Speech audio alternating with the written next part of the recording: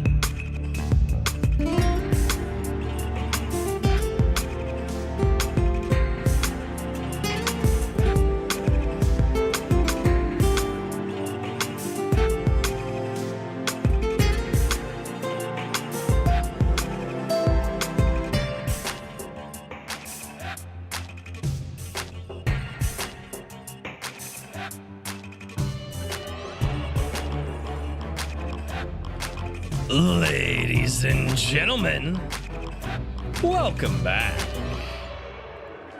to Iron Age Nights. What's going on, everybody? How are all of you doing? Damn it, and he's doing the thing again.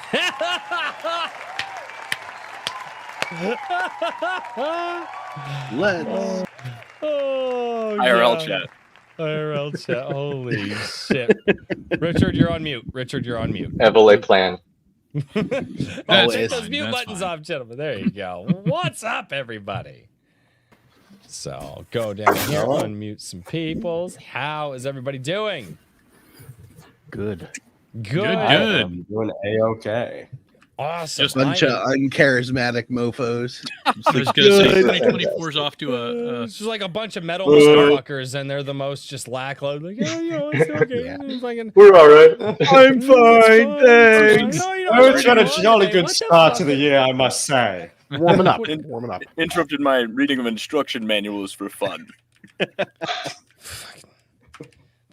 Yeah, ladies and gentlemen, just be prepared. I when you stopped do. watching paint and dry to come on here. And it was lead paint, so it was extra delightful. Oh God! Just make sure to lick the lead paint, ladies and gentlemen. Welcome back to Iron Age Nights number 64. It is awesome to have everybody here tonight. We have an entire panel of people, but one project. We'll probably talk about a bunch of other projects as well because it's this show, and on panel shows we usually make it about 15 minutes before we go off the rails. But ladies and gentlemen, it's going to be an awesome show tonight. We're going to talk about a fantastic project. These are a bunch of musicians sitting here, and I'm very, very, very, very glad to be doing this. So hopefully you guys have a good time in the chat. And before we get to introducing everybody, let's say hello to the chat over on YouTube, or Hello, over chat. on Rumble. We've got Garham. What's going on, man? What's going on, Chatsu? He's just dropping by to say hi and smack the butt. Might be back later. Okay, that's okay. All right. At least he smacked the butt on his way out. At least he was nice Got it. about it. Got it. All right, we got True Pritchard. misogyny. We got Pritchard Pub down in the chat. That is Mrs. Pritchard. So it's awesome to see you, Trippy Soul. What's going on, man? How you doing? We got Tim Allen. What up? A.S. Brunert, Michael D, because I am not pronouncing your last name. I keep telling you, bro. What's going on, man? Michael D. Emily, you're on the stream. Where are you? Why are It's you a different one. It's a different one. It's him with the eye patch. It's it's not me. It's not. It's my alter ego. It's The chick version. chick. Oh God, Timo Bruce Burnham. mustache. What's going on, Timo? How are you doing, man? We got TJ Marquis in the chat as well. Swift Sword Rush. How are you doing? We got Horizon Talker. What's going on, man? JVP, you're on the fucking show. You don't. I Also don't, him with an eye patch. also him with an iPad. Possibly two.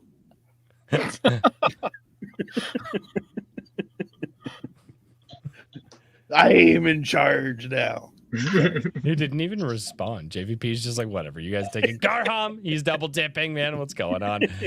We got, I think I also said hello to Tim Allen. Yes, I did. 10 Gauge, what's going on, man? It's good to see you down there. Jersey, what up? Whimsyland. Dude, you're in the fucking, you Chicago voting sons of bitches. Anyway, AC Pritchard, you're on the show. Oh, whoops. Royce is I getting show my grace tonight. support. My bad. You know what? Never tell the chat not to do something. Chat doesn't listen. Periopsis Press, how are you doing? It's awesome to see you. Hey, Katie. Brian Sanchez, what's going on? Dice Bag Games, awesome to have you here. The Lord Otter, what up, dude? We got Mrs. RH Snow in the chat as well. Guilty Gearhead, Swift Sword Rush, and I am hoping to. American Comics Co. Hey, what's going on? I shall switch to my Comic Co account. There you go. Somebody's trolling me at this point. Iron Age Media also in the chat. We got Weefy. Well, who is Weefy? My man. 117. Drops a Weefy's- super chat for $20. Nice. Hail to the Iron Age. Holy shit, dude. Thank you so much. He is one of the lads, one of the real ones. Yeah, Big, dude. big. The real MVP. $20 Absolutely. is not cheap, man. Thank you. We got- Godspeed, good sir. It's like 2 cartons of eggs these days. Something like that. We just gave. Funny enough, we just gave away 5 dozen eggs today because we have too many. Nice. That's like gold, man. That's I know, really right? generous. And You, when you need to go into illegal egg sales. no, Yes. no. We like the barter system out here. We trade eggs for lots of things that are beneficial to us. Anyway, we got Coast Cat down in the chat. What's Coast going Cat. on? It is good to see everybody. I hope that Redoubt Productions just joined in as well. Eric Grant also. You guys are coming in too hot and heavy. Ladies and gentlemen, tonight's going to be a good one. We have Mrs. Iron Age Media down there as well. If he saves enough eggs, he could get a goat. No, God damn it, I'm not doing it. That would be like 3 Oh. eggs. That'd be like 3 eggs. They're so Wow. valuable these days. Wow. That's just where it goes. 3 I don't- whole egg. 3 I don't whole know where eggs. I don't know where Damn, my life it's like a went. whole goat. The goat comic, the noble goat farmer can goat rancher can also be involved in illegal egg sales. I think that's Yes. a good, origin story. Make it Breaking Bad, but with eggs. Yeah, there you go. Periopsis And a Precious goat. is, I don't know, guys. I'm not feeling very represented tonight. Yeah. Yeah, that's the second complaint. I saw Yeah. Sword Rush down there complaining. I'm sorry. Sorry, I think ladies. we're a Try to pretty be more diverse panel. talented. Oh, no. Oh. Oh, damn, Richard. That's usually something I Hey. would say. Fuck. Well, No, with that no. intro, You know, ladies, We've got some ladies, ladies probably coming up put on the some next baby one. powder on that I would hand like to before you introduce to sing. you Richard of Iron Age Media. With the venom. How are you doing, Richard? I'm just, apparently popping off today. Yeah. No, This there's may some be Richard's ladies last that show. we're going to be working with in the future. So yeah, I was going to say that now there's a revolt starting with RH Snow. I see. This is not good. Viva la Um, revolucion. Oh no. Oh, no. Now I get the ladies trying to take down the chat because my co-host had to say some shit. Every revolution needs a lord or a lady at the Oh helm. god. There we go. That's what they say. I was gonna say it's been a busy week just trying to get everything going with start of the new year. Just it's there's a lot of things going on, so trying to stay I afloat. can attest to that because I'm part of those things in some Yes, capacity, yeah. anyways. Jake knocked out a great trailer for issue number 3, and we're getting all sorts of stuff rolling there. Yeah, it's been busy but good. So There you go, man. Well, at least at least it's been a better week for me this week than it was last week. So I'm ready to just resume normal cruising speed, but I kind of have to get back to cruising speed because when you have the week that I had last week, you kind of lose a lot of momentum. Yeah, It's no, like, yeah. all right, I got to get back into the groove. So, I hear you. Ghost Cat for $6.66. Boy, that's an omen. A blessing from the dead. Are they grateful? Thank you. Yes. 6 is yeah. Thank you Maybe so much. unquiet? Thank I you, accept. Ghost Cat. I appreciate it. Mario Trujillo for $10. Says, Royce, do you have a leather apron or protective sleeves? They are a must-have for welding. My father was an industrial welder for almost 40 years. Use protection and buy the goat, Royce. No, I've got an FR pearl snap. Your dad will understand that. No, I don't wear leathers. I wear a fucking pearl snap. It's FR. So yeah, that's a legit thing too. If So you I knows the do- job and you haven't gotten burned yet, it works. Nope. Leathers Yeah. would be the traditional, more medieval, like ancient They- DNA approach. Yeah, but when it's 100 degrees outside, dude, I Yeah. can't even get my welders that I'm the safety guy for to wear their leathers on a 100-degree day. They're just like, okay, they're like, no, safety guy. I see what you're saying, but it's 100 degrees, and I'm like, yeah. This is yeah. leather. Yeah. Would you like me to die? Yeah. Sir? So, yeah. Although I would like to see full medieval Smith, like smoker Royce at like the Renaissance Festival or something. Oh, Just God. like the smoker knight walking around. Ren Fair No. Royce. There's a mental image. No, that's just you guys are all Yeah. weird. Riding a goat? Is he riding a goat, AC, or? Oh, always. Okay, Yeah. Daniel P. Riley, how are you doing this work? I'm good. This week, God, I can't even speak. This I'm so work. fucking done. My brain went. I had about 4 thoughts in my head at that point in time, and I was like, well, I got to pick one. Turns out I picked about 3 of them. Yay! Multitasking. Yeah, that doesn't work when you multitask the sentences together. How have you been this week, good sir? Good. Busy. Very busy. Good, Getting man. the final storyboard done for issue number 2 of the comic and working on people's projects again after the holidays. Crazy busy. That's awesome, man. That's awesome. Yeah, I will say this. I'm gearing up to do that thing that I've been telling people about, and I'm hoping by the end of January I'll be able to do an announcement. So hopefully by the end of January we shall see how long it takes to do the test run of the thing, and then it probably won't happen. I'll be like, oh wow, I'm terrible at this thing that I wanted to do. So yeah, anyway. But no, so it seems like the new year, everybody's just like, yeah, basically we're all doing projects. That's which is good because That's like the way. Well, you surround yourself by people that are constantly succeeding in one form or another, and you're just like, I like doing that because I'm like, man, I don't want to be the guy that gets left behind. Like surround yourself by people who are succeeding and just driving forward, and you're all just like, all right, well, I gotta keep up, like.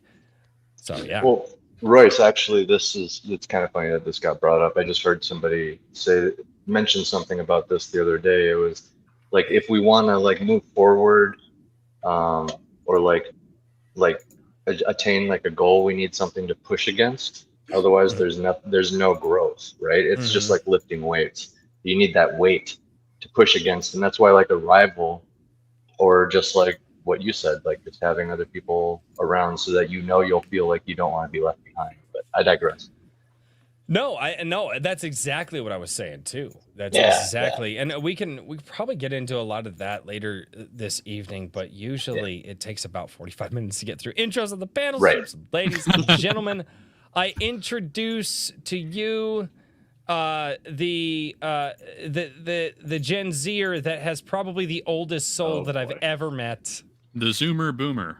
This Zoomer. I'm not sure. Pretty what much, it is. yes. Zoomer Boomer. That's this man. Yeah. That no. It's crazy when you meet this guy. You're like, wait a minute. You're in your early 20s. What the fuck? Yeah. Ladies and gentlemen, Jake Calto of 365 Infantry. Hello. How are we all doing? Good. How are you doing? How was your week, man? It was a nice ease into the new year because I've got a few things that I'm working on now. I'm actually doing editing together book covers for DMR Books, a wonderful publisher of fine fantasy and really heavy, dark, classic style fantasy of the Howard variety. There you go. Just got done doing the first cover. Looking forward to doing the next one. Dave's incredibly great to work with. So buy that man's books. Every author on the list. He didn't pay me to show it. He just paid me for the cover. But by God, buy, sell. It's been half the night. No, but other than that, putting together my own the 3 releases for 365 that have been coming along quite nicely. You have been doing a lot of updates. Also, yes, I know because I get them in my email. And of course, and that was the last article we put out. End of the year article showcasing the wonderful art made for the series as kind of a last hurrah before I say blackout mode, but it's probably just going to be monthly announcements saying, hey, here's book 1. Here's book 2. Surprise soundtrack album. Here's book 3. And then, oh my goodness, issue 8 is here. Where did that happen? No, but that's the hope anyway. There you go. Yeah, man. exactly. Well, good deal. Throw a mini issue in there. Write a little novella along the way. Publish that out of the blue. Have fun. Go for broke. Just sell everything out of chronological order. That way people go, what the fuck happened? And then they have to buy the books to fill in the gaps. That's not far off from the methodology. Oh, God. Yeah, no, I'll put it this way. I was going back over specifically the second thing, which is all of our flash fiction, which put end to end is about 30,000 words. Jeez. So that's over 30 plus stories, I think. I think the final tally was like 39 or something. Anywho, and I was going over it, and there's a lot of stuff I'm noticing where it's like, I hope people like lore, because it's not being given to you as lore, but if you start connecting dots, you're about to find a few things in there. Like I think, and I remember this happened to me early on when I was writing the first round of Red Light Bites. I think it was last spring, and it's like, did I just come up with another fucking storyline incidentally? Like I'm going back over each story and like that. Okay, that's every fucking writer. Okay. So 1, that's every writer that I talk to. 2, we're just, sir, calm your tits for like 5 minutes. Okay. Never. That being said, ladies and gentlemen, the man who is well known for doing a plethora of music and working with a lot of people. I have a terrible intro. I was going to come up with something snarky. I have nothing snarky to say. JVP, how you been, man? Pretty good. Hail to the chat. Nice to see everybody there. Thanks for having me back again. Don't hail the chat. The ruthless one. I am the chat. I am the chat. I have become chat, destroyer of worlds. Now, I think not a lie, though. I think what is this, like my 4th, 5th time back on Iron Age Night? So I appreciate you guys putting up with me and bringing me back on. No, absolutely, dude. I'm glad to have you back, man. Yeah, and we're looking forward to Ruthless too. I'm looking forward to hearing a little bit more about that later. Absolutely, later in the show. I'll for sure. That's gonna be fun. Yeah, we can talk a little bit blessed. About that. I just want to say this. I was blessed to hear an early mix, and I'm just saying, you guys have been warned. This one's gonna kick some serious ass. Oh, you got to hear an early mix? What the fuck? Yeah, I went pretty aggressive with this one. Very metal. Oh yeah.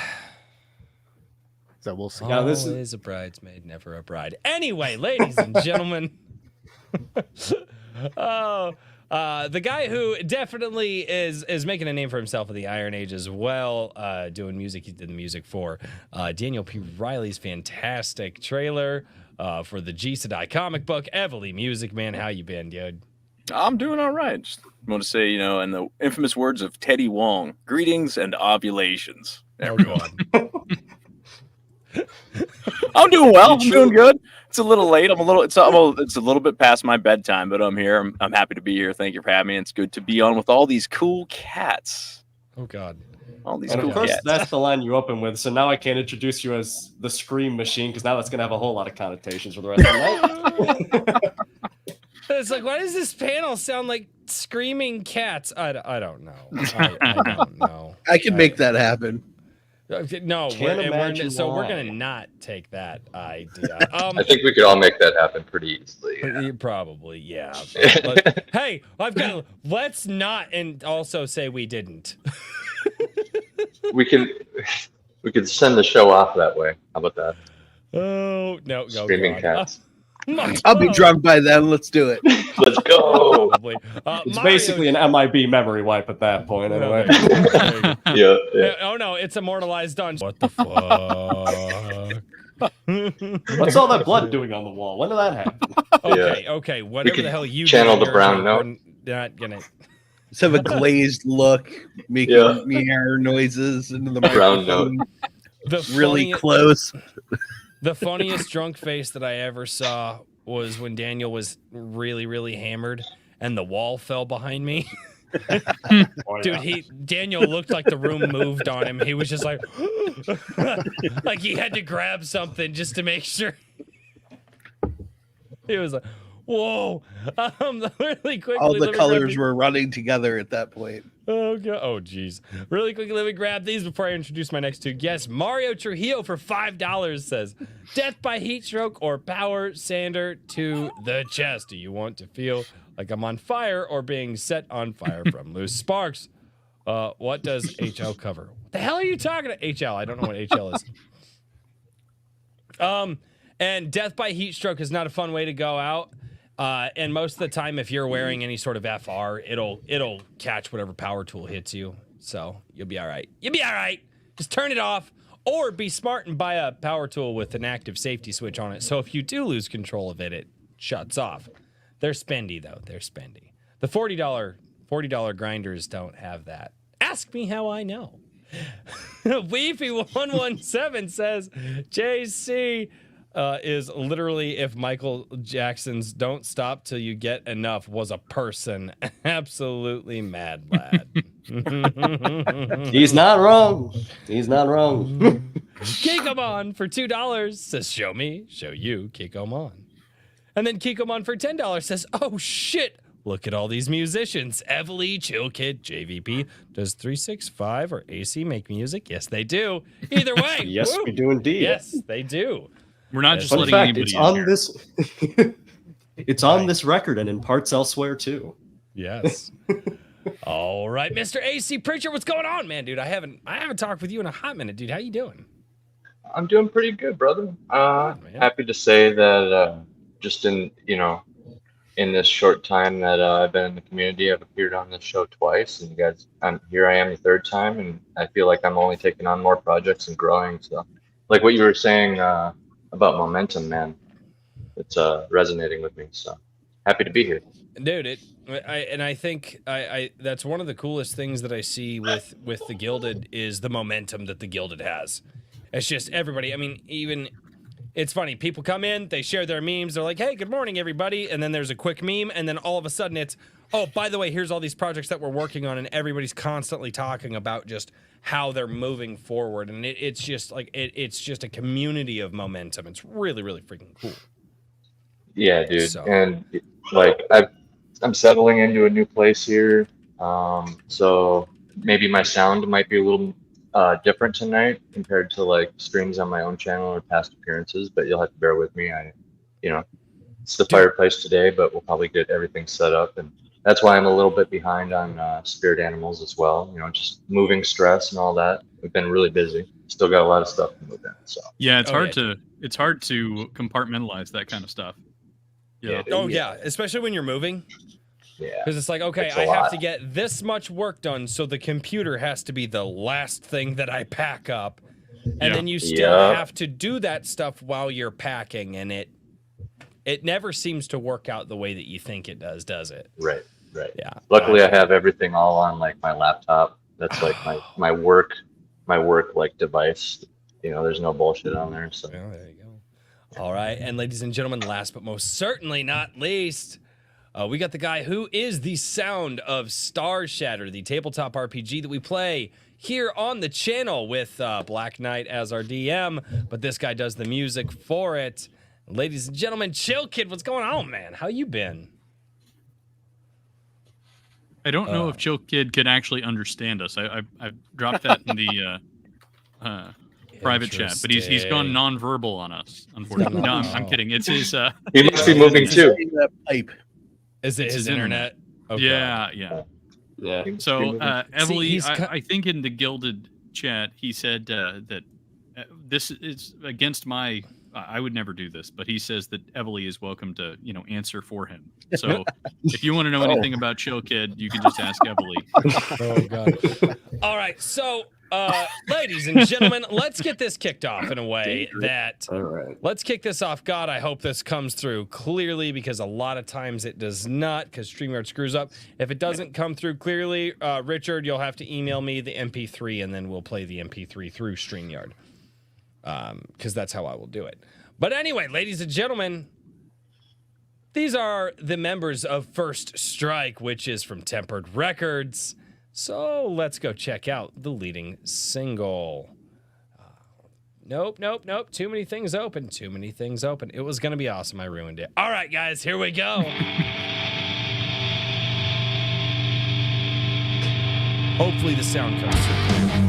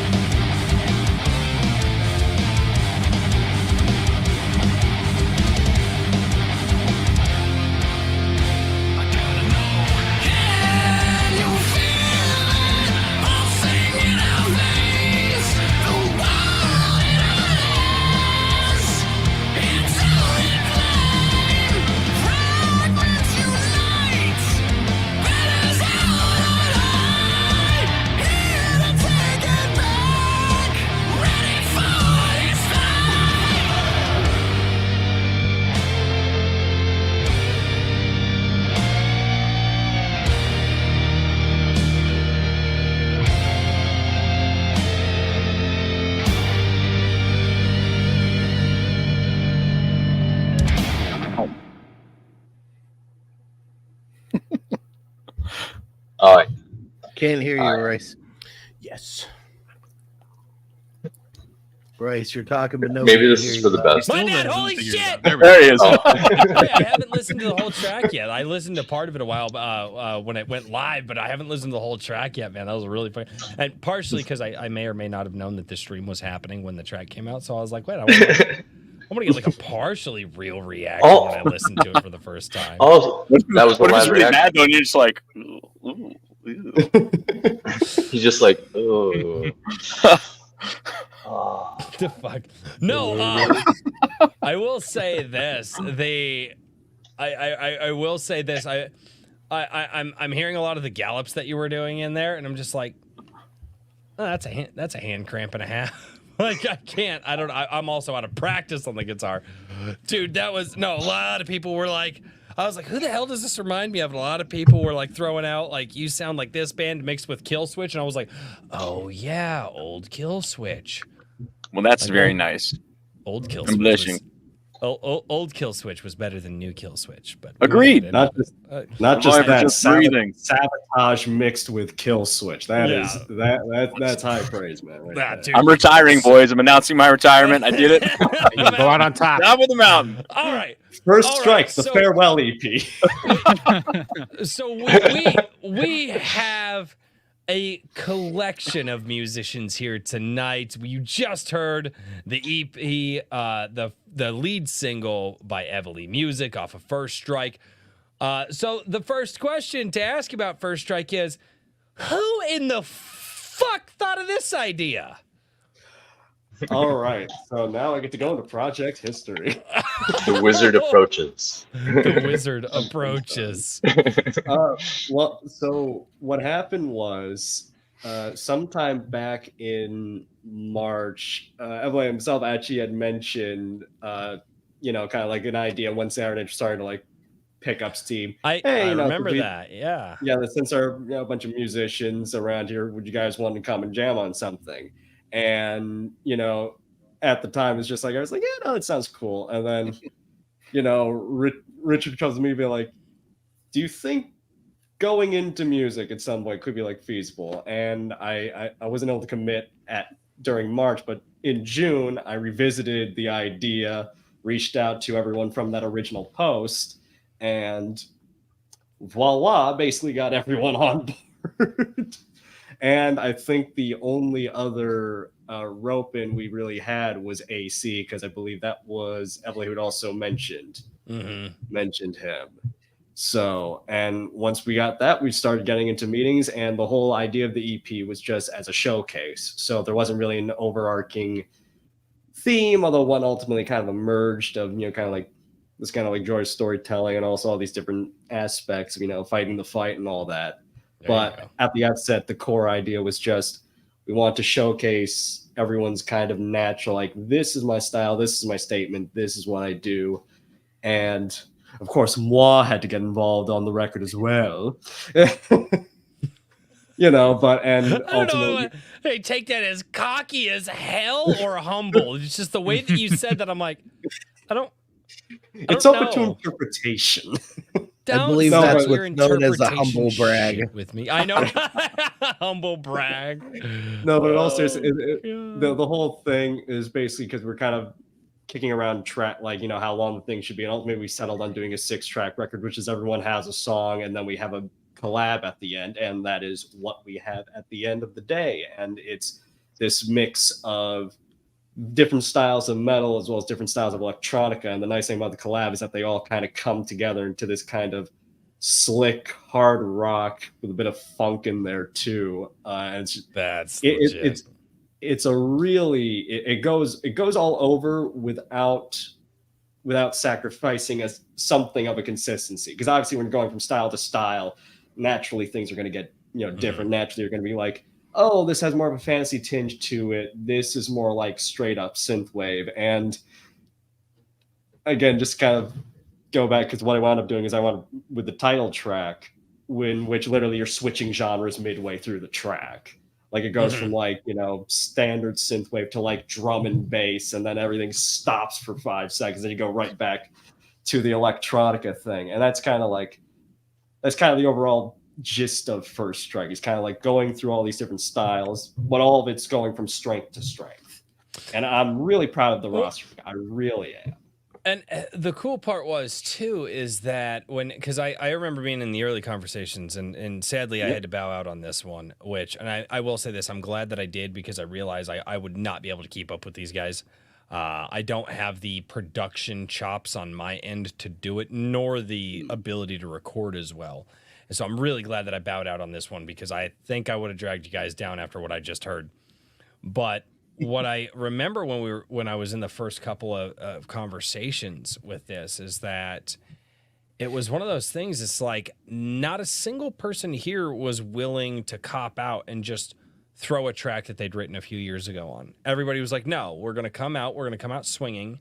If this is, what I didn't even know it was called First Strike until there was a name that we came up with that, God, I wish we remembered that. Do you guys have that written down? What the hell was that? There were a bunch of names. There was a bunch of names, but I remember the first name. The original title we had really kind of liked the sound of was Doomed to Succeed, which to be fair, sounds like a killer doom metal album. It does.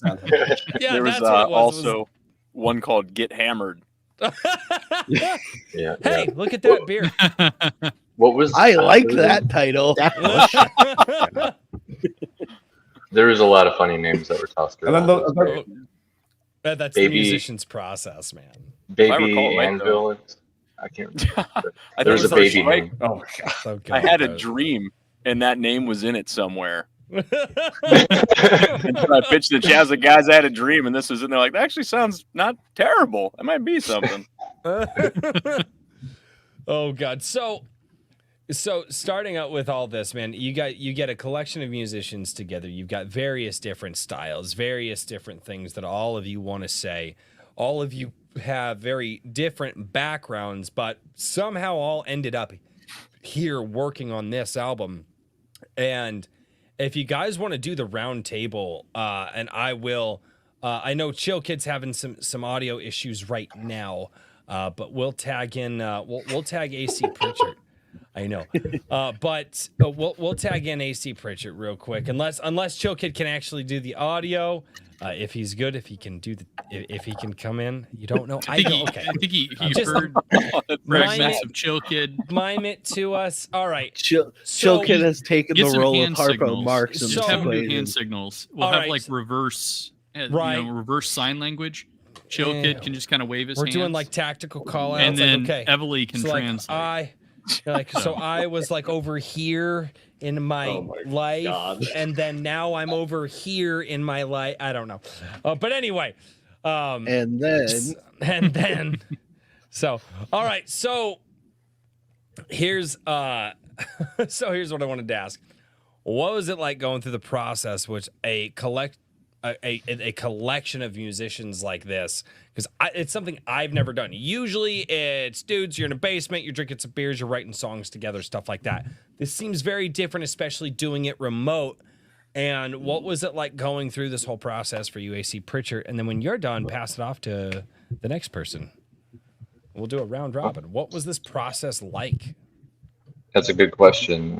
Well, for starters, I was really humbled and honored when I was invited into this. Evely had mentioned early on, like I was still relatively new to the community, and after my appearance on Iron Age Nights, Evely got wind that I used to do music, and we started talking. He checked it out, and he was like, "Oh wow!" And he's like, "Oh, I mentioned your name to Jake Calta," and I'm like, "Oh okay." I think I've heard that name.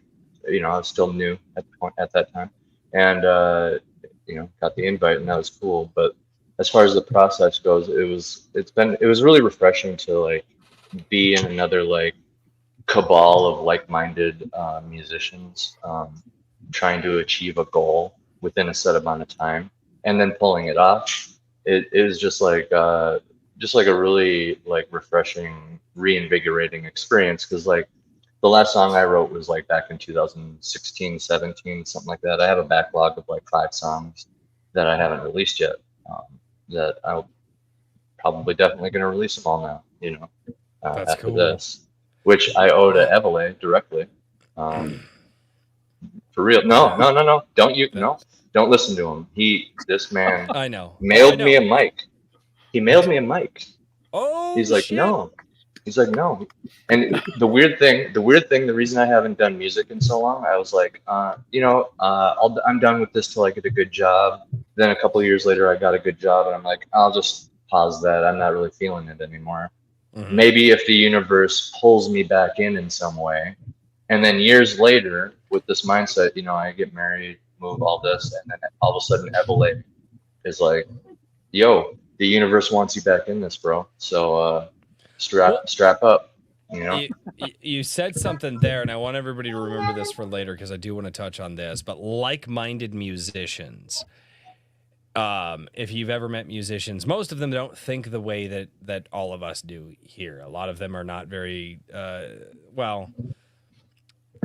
Normal. We'll touch base on that later. But AC, man, well, dude, I'm glad that you got into it, dude. And unless you got some more to fill out with that, man, pass it off to whoever you want to, or keep going.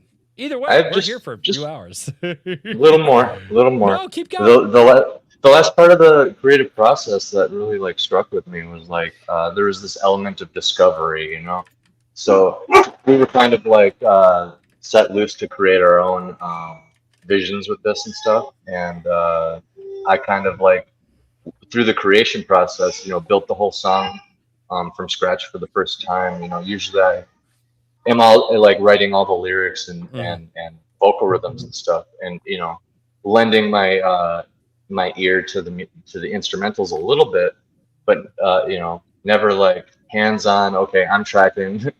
Right. You know what I mean? Like, let's go. The way I arrange it is gonna like show in the final product and stuff like that. Stuff like that.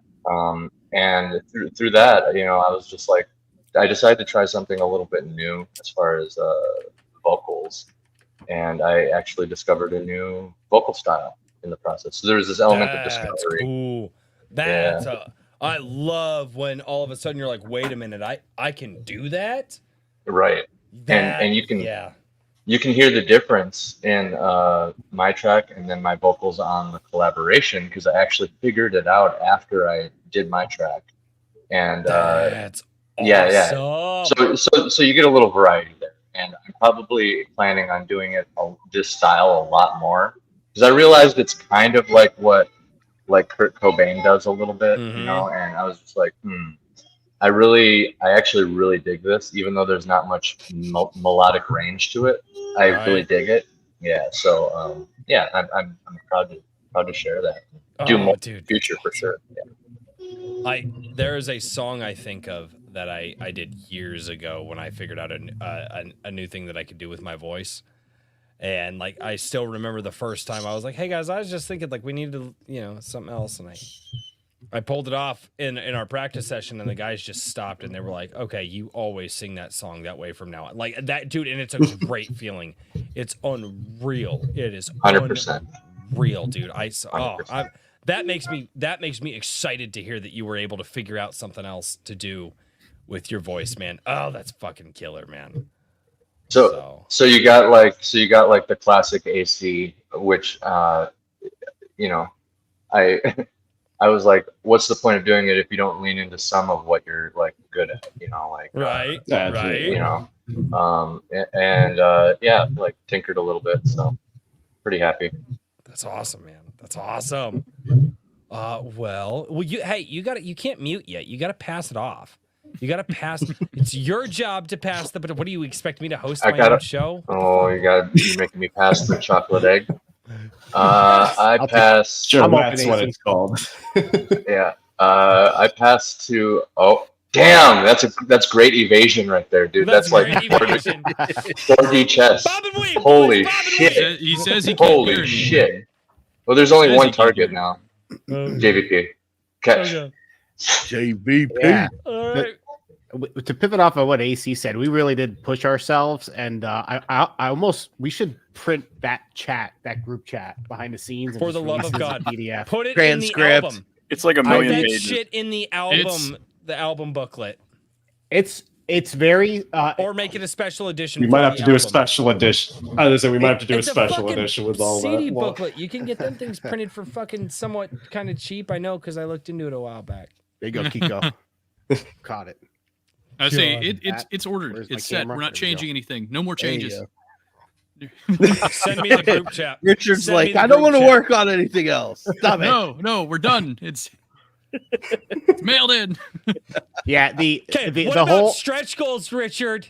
No, I don't No. believe in stretch goals I anymore. don't believe in stretch goals anymore. so the whole process was pretty brutal. I mean, we were all very forward in our thoughts about some of the early cuts of the music, and wasn't always nice. And it was cool because nobody really took it to heart. We all kind of came back immediately and came in with something else.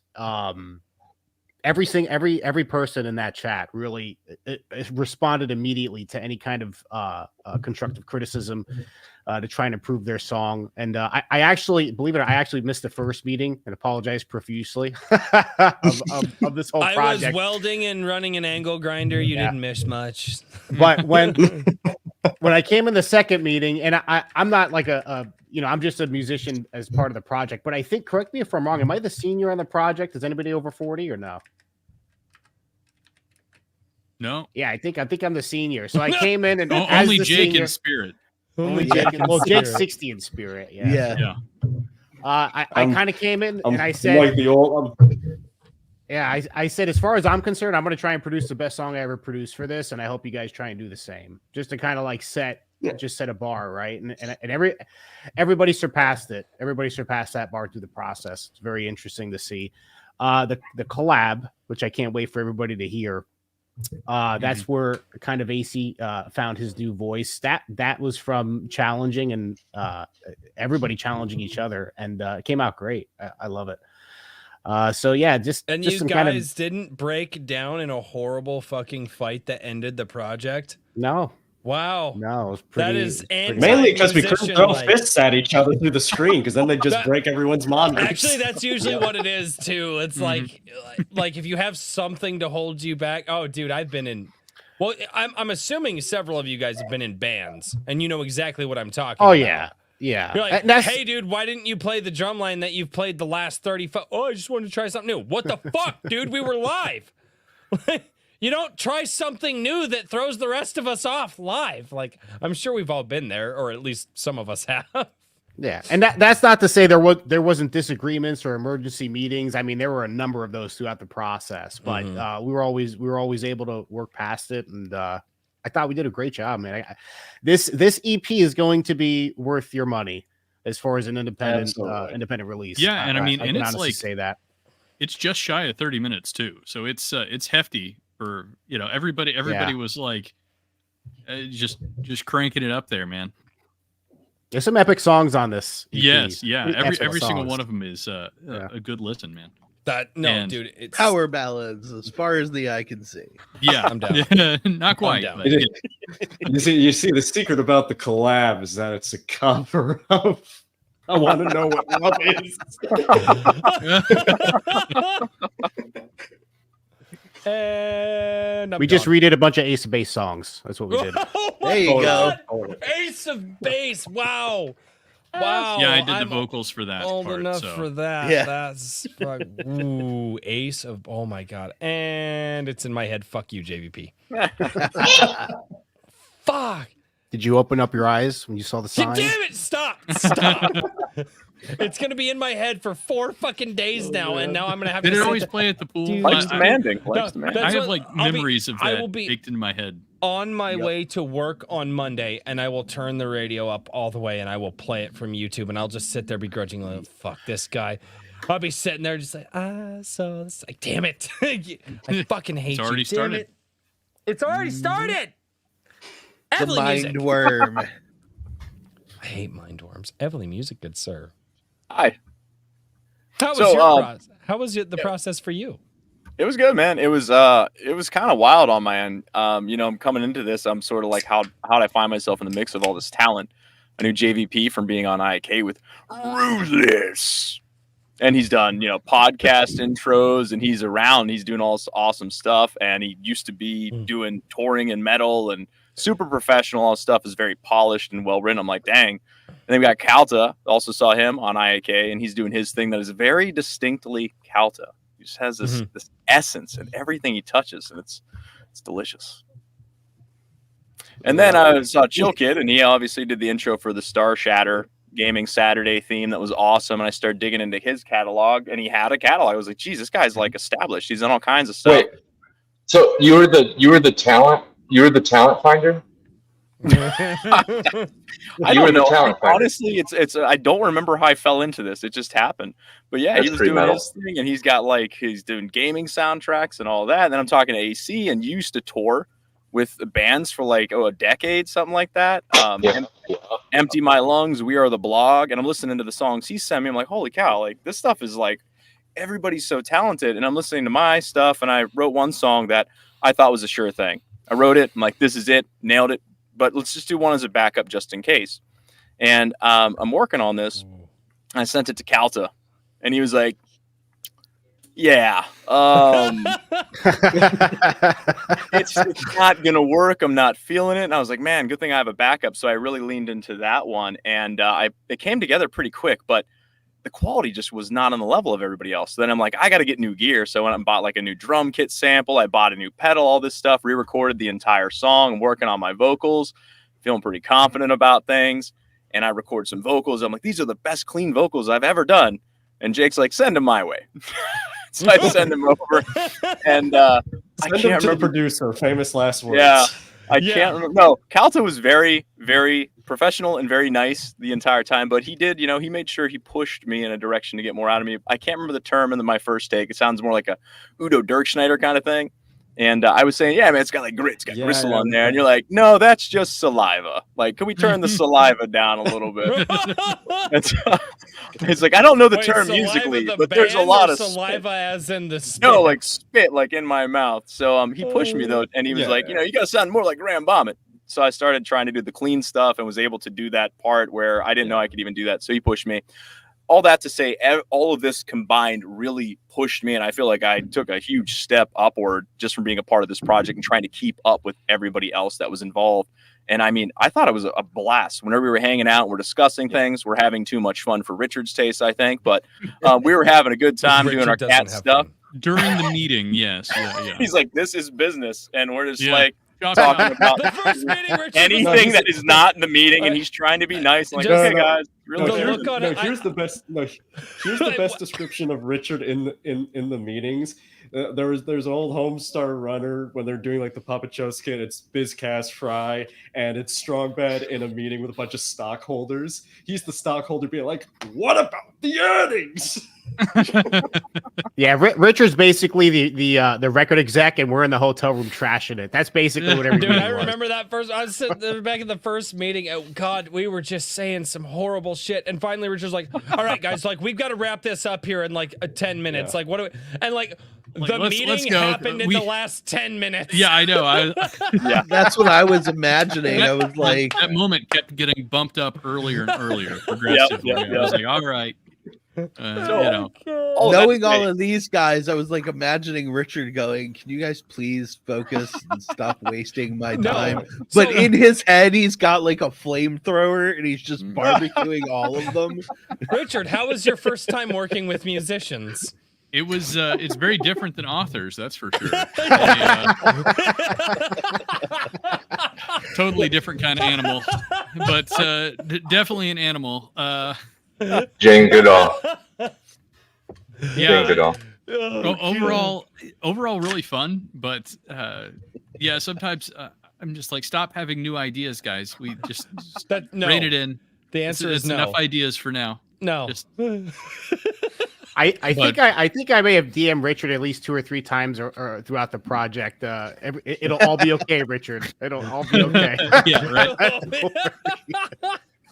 We're on a mission Well, from God. Yeah, I mean, it was kind of one of these things where I was like, yeah, I mean, I generally think everything's there. It's just, we don't know if it's actually come together on time. And then I start thinking about dates, and I'm like, oh Lord. And Yeah. I think the best way to explain kind of the project in a nutshell really is being lead producer on it, because it's kind of it's the dance between coordinating everyone's efforts, because towards the end there was a lot of work that needed to be done on tracking the collab. We did tracking on AC's track because we had John on guitars.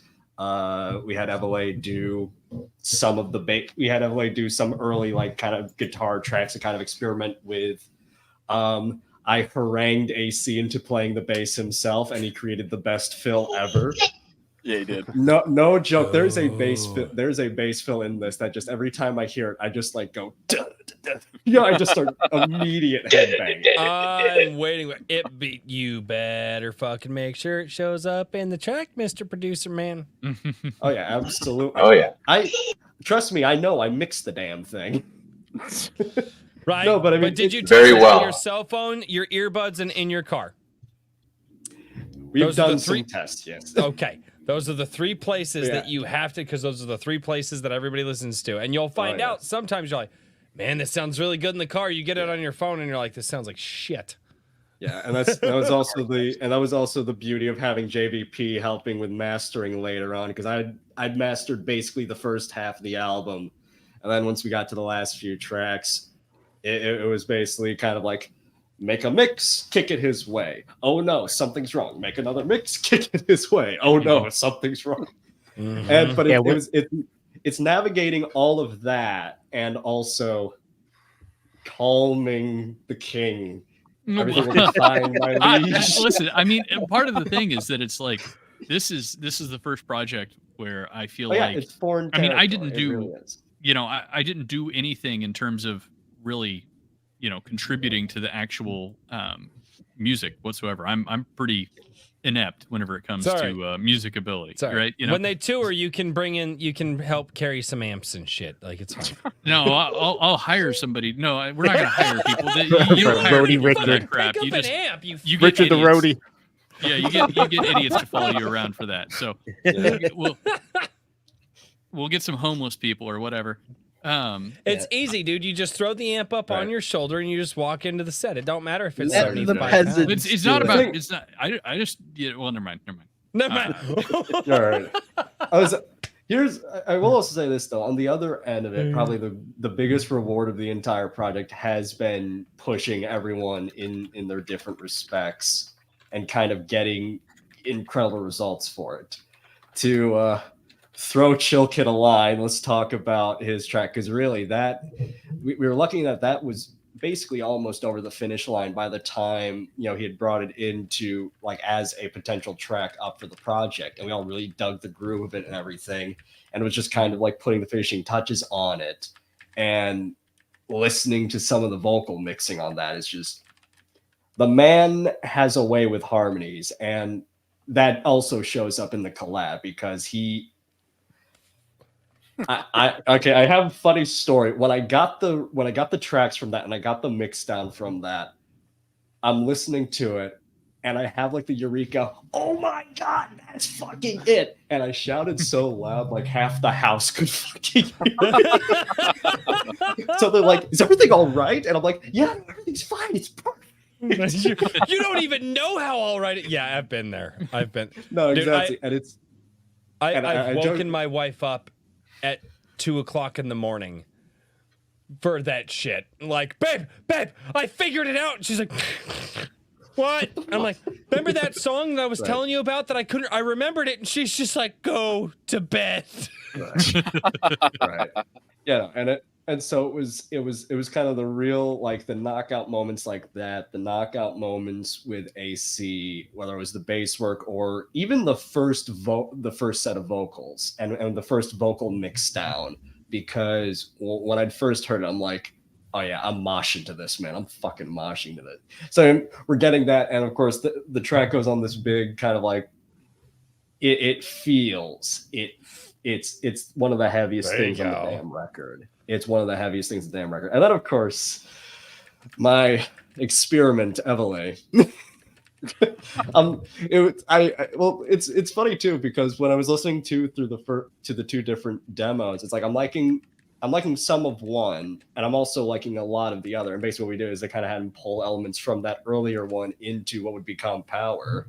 And yeah, because the thing also is the rule of thumb I've had with this is just let's try different things and see what sits best. So it's like we had the mix with kind of the more growlier Brian Johnson kind of like high end in the chorus, and then the first thing I did when I was trying to go to worked. That would no. The growlier, higher pitched Brian, no, not for that. Not for Power. The funny thing too was that the first thing I said, and it was also kind of the impossible ask, but I'm like, yeah, I want to see how high you can go, because I mean, how high you can go with a clean voice. And I think the first thing I said is, could you hit the scream on Jawbreaker by Judas Priest? Yep. I was practicing that thing on my commute on the way home, sitting in the car at the stoplight. People were just staring at me. I'm like, I'm getting close. Dude,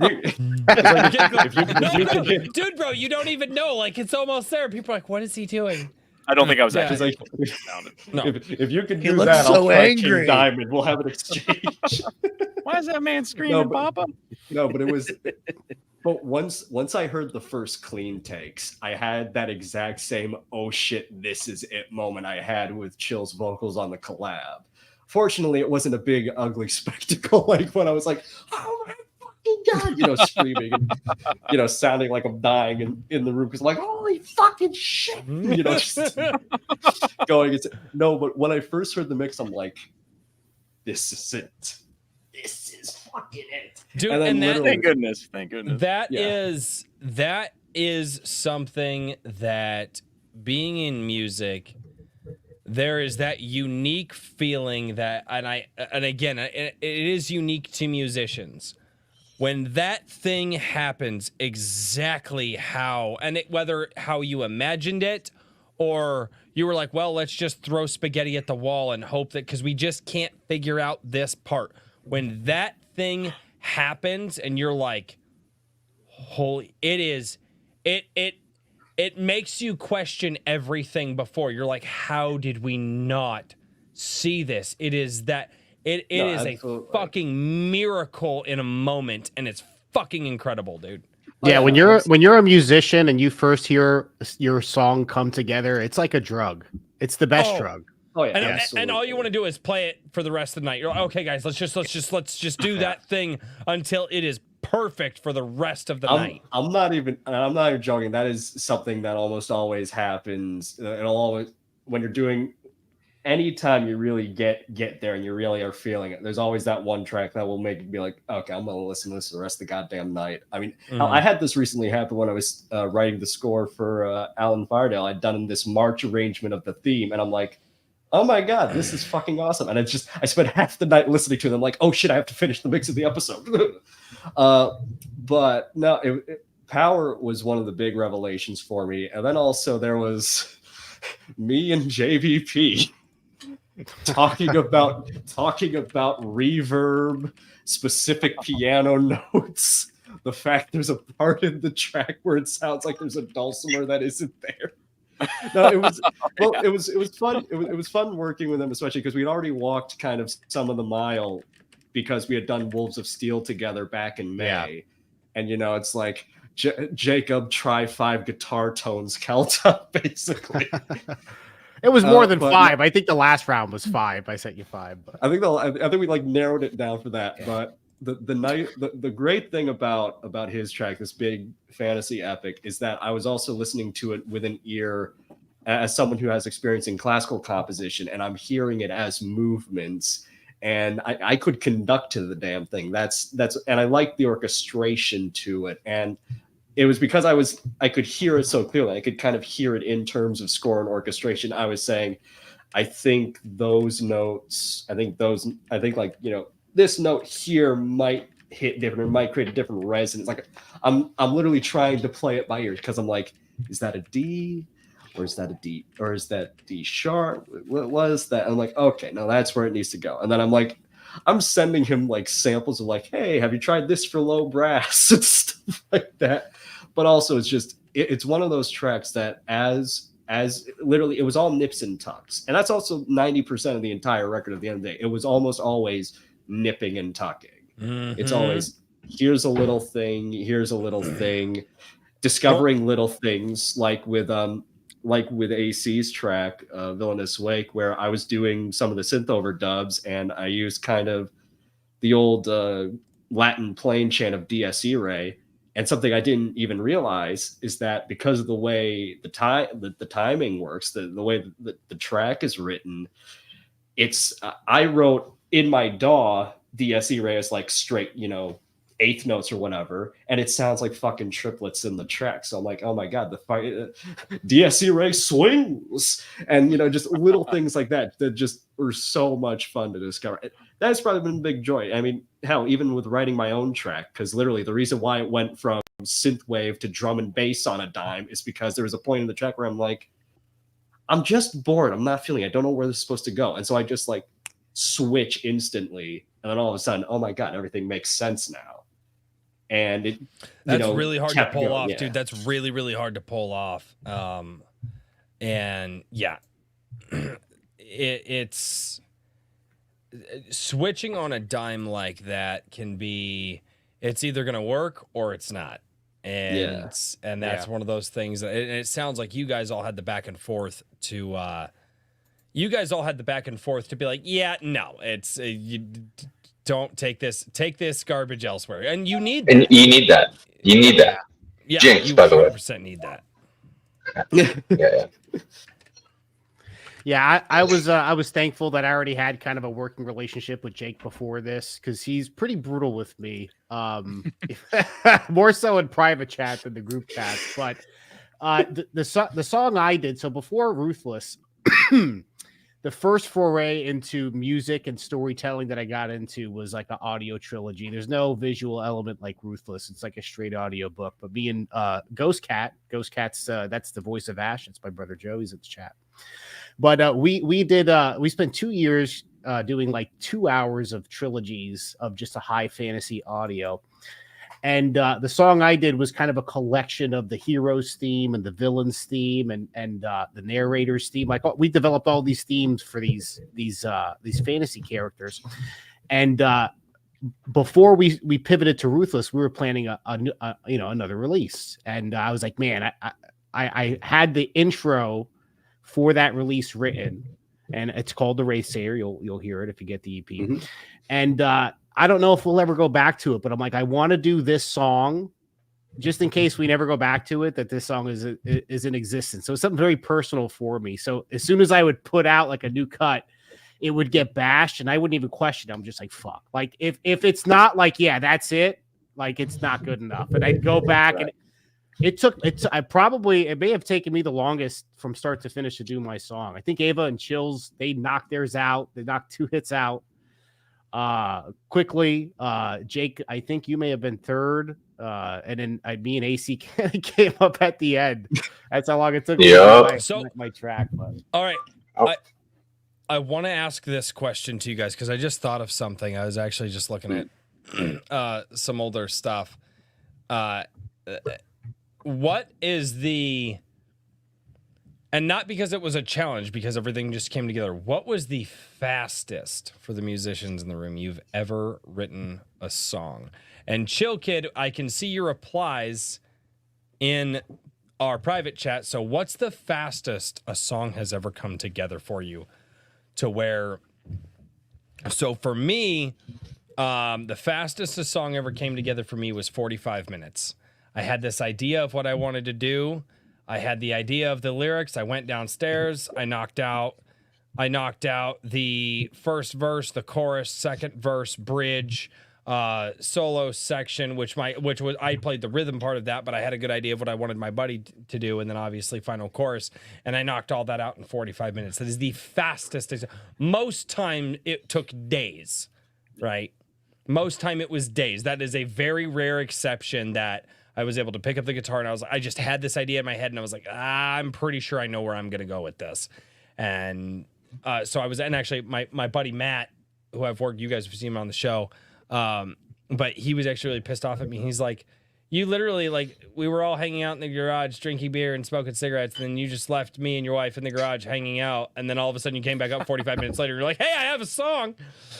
So, what's the fastest a song has ever come to you guys? Have you ever had, and it like that was a song that you were like, oh, I could absolutely present this to people, right? I don't think I've even like finished an entire song that quickly. It's more like you sit down, and some days it comes to you in like 2 or 3 hours. You get a minute and a half, and that's like a really good day. But I think on the low end, maybe like 5 or 6 hours, maybe. That is the only most of the time. There was one song I had written for a year and a half, and I never could figure out the second verse, and one day it came to me. So no, I know there's people like you out there. I've talked to other musicians. They sit down with the guitar and they hear it and it just happens and they can do it. I am not that person. Yeah, like I said, if like 3 hours, if I get a minute of music, I had a great day. So right. I have not gifted with like you and some others where you're just like, there it is. Right. AC. Right. So are you talking start to finish? Or just like the conception, like the song is written? Mine was lyrics and then rhythm, and then I had a damn good idea of what I wanted my drummer to do, what I wanted my bass player to do, and what I wanted my lead guitarist to do. So I had all of it there. In my head at the very, but I had basically I could sit down, and if I took an acoustic guitar to a party, I could play the song start to finish. So that's kind of what I'm talking about. Okay, cool. Because like I've written a couple songs in studio with some of my prior bands. There was like when my dad passed, rest in peace. I had a song written, and we were planning on driving out to Ohio to track it. And I remember I just like threw out the old lyrics when we got there, because I was like, I need to do a song about my dad, and I need to really say how I'm feeling right now, you know what I mean? And I ended up writing all that like in the studio, which we were only there for like a day. So right. There's that, you know. So I don't know if that constitutes like actually writing a song, because like I suppose I had like help from like my engineer and my co-vocalist and stuff. We were all kind of brainstorming. The question was more so how like kind of what's the fastest a song has ever come together, right? Gotcha. For you guys, not necessarily like, I guess writing was the bad word, but come together, because that's what a song does. A song comes together. It's writing a song is part of the process, but the other half of it is it just coming together and however it figures out in your brain. I think what I got from that in my past is like one studio session, just going in it with the intent like we're gonna write a song, you know what I mean? So, and that's like kind of like 8 hours, you know. And this particular song that I did the drums on day one, and I tracked a rudimentary sketch of all the guitar rhythms on day two, which all was used to transition into the final product. So 2 days for this one, and yeah, with a full band, like less than 8 hours. So that's not bad. That's pretty good. Yeah, when you got the mindset and you go into it ready to conquer, then shit happens. You know what I mean? Especially with like 4 to 6 dudes, sometimes like 3 to 6 dudes. You know, it's like, or more even. Like then even more shit gets done. You know, so yeah. But I digress. There you go. Also, to read out chills from the private chat. Depends on the genre. My Ramon style band, we could write a song in an hour or so. Chillkid is more drawn out. Maybe a few days. The Anvil took me a couple of weeks. That is the name of his track, for the record, The Anvil, and it is. Wow. I'm waiting to hear that, dude. I'm waiting to hear what Chillkid was coming up with this, because the way that he talked about it. Fun fact. Good chunk of it is in the Anvil 3 trailer. I knew that's what it was, because I watched that trailer the other day and I was like, I know that fucking sound. I knew where the fuck. And I'm not joking. I had the structure for that trailer in my head for literally weeks, because I'm like, we open with the fanfare from Wraithsayer, kick into the Anvil, blow down the house with fucking power. That's how the trailer ends. Dude, it was great, man. That was fucking great. But I'm surprised you were able to cut it down to only 90 seconds there. I know. It's going to be a big, beautiful, biblical epic. It was going to be a big, ugly affair. You're gonna end up with a 15-minute trailer.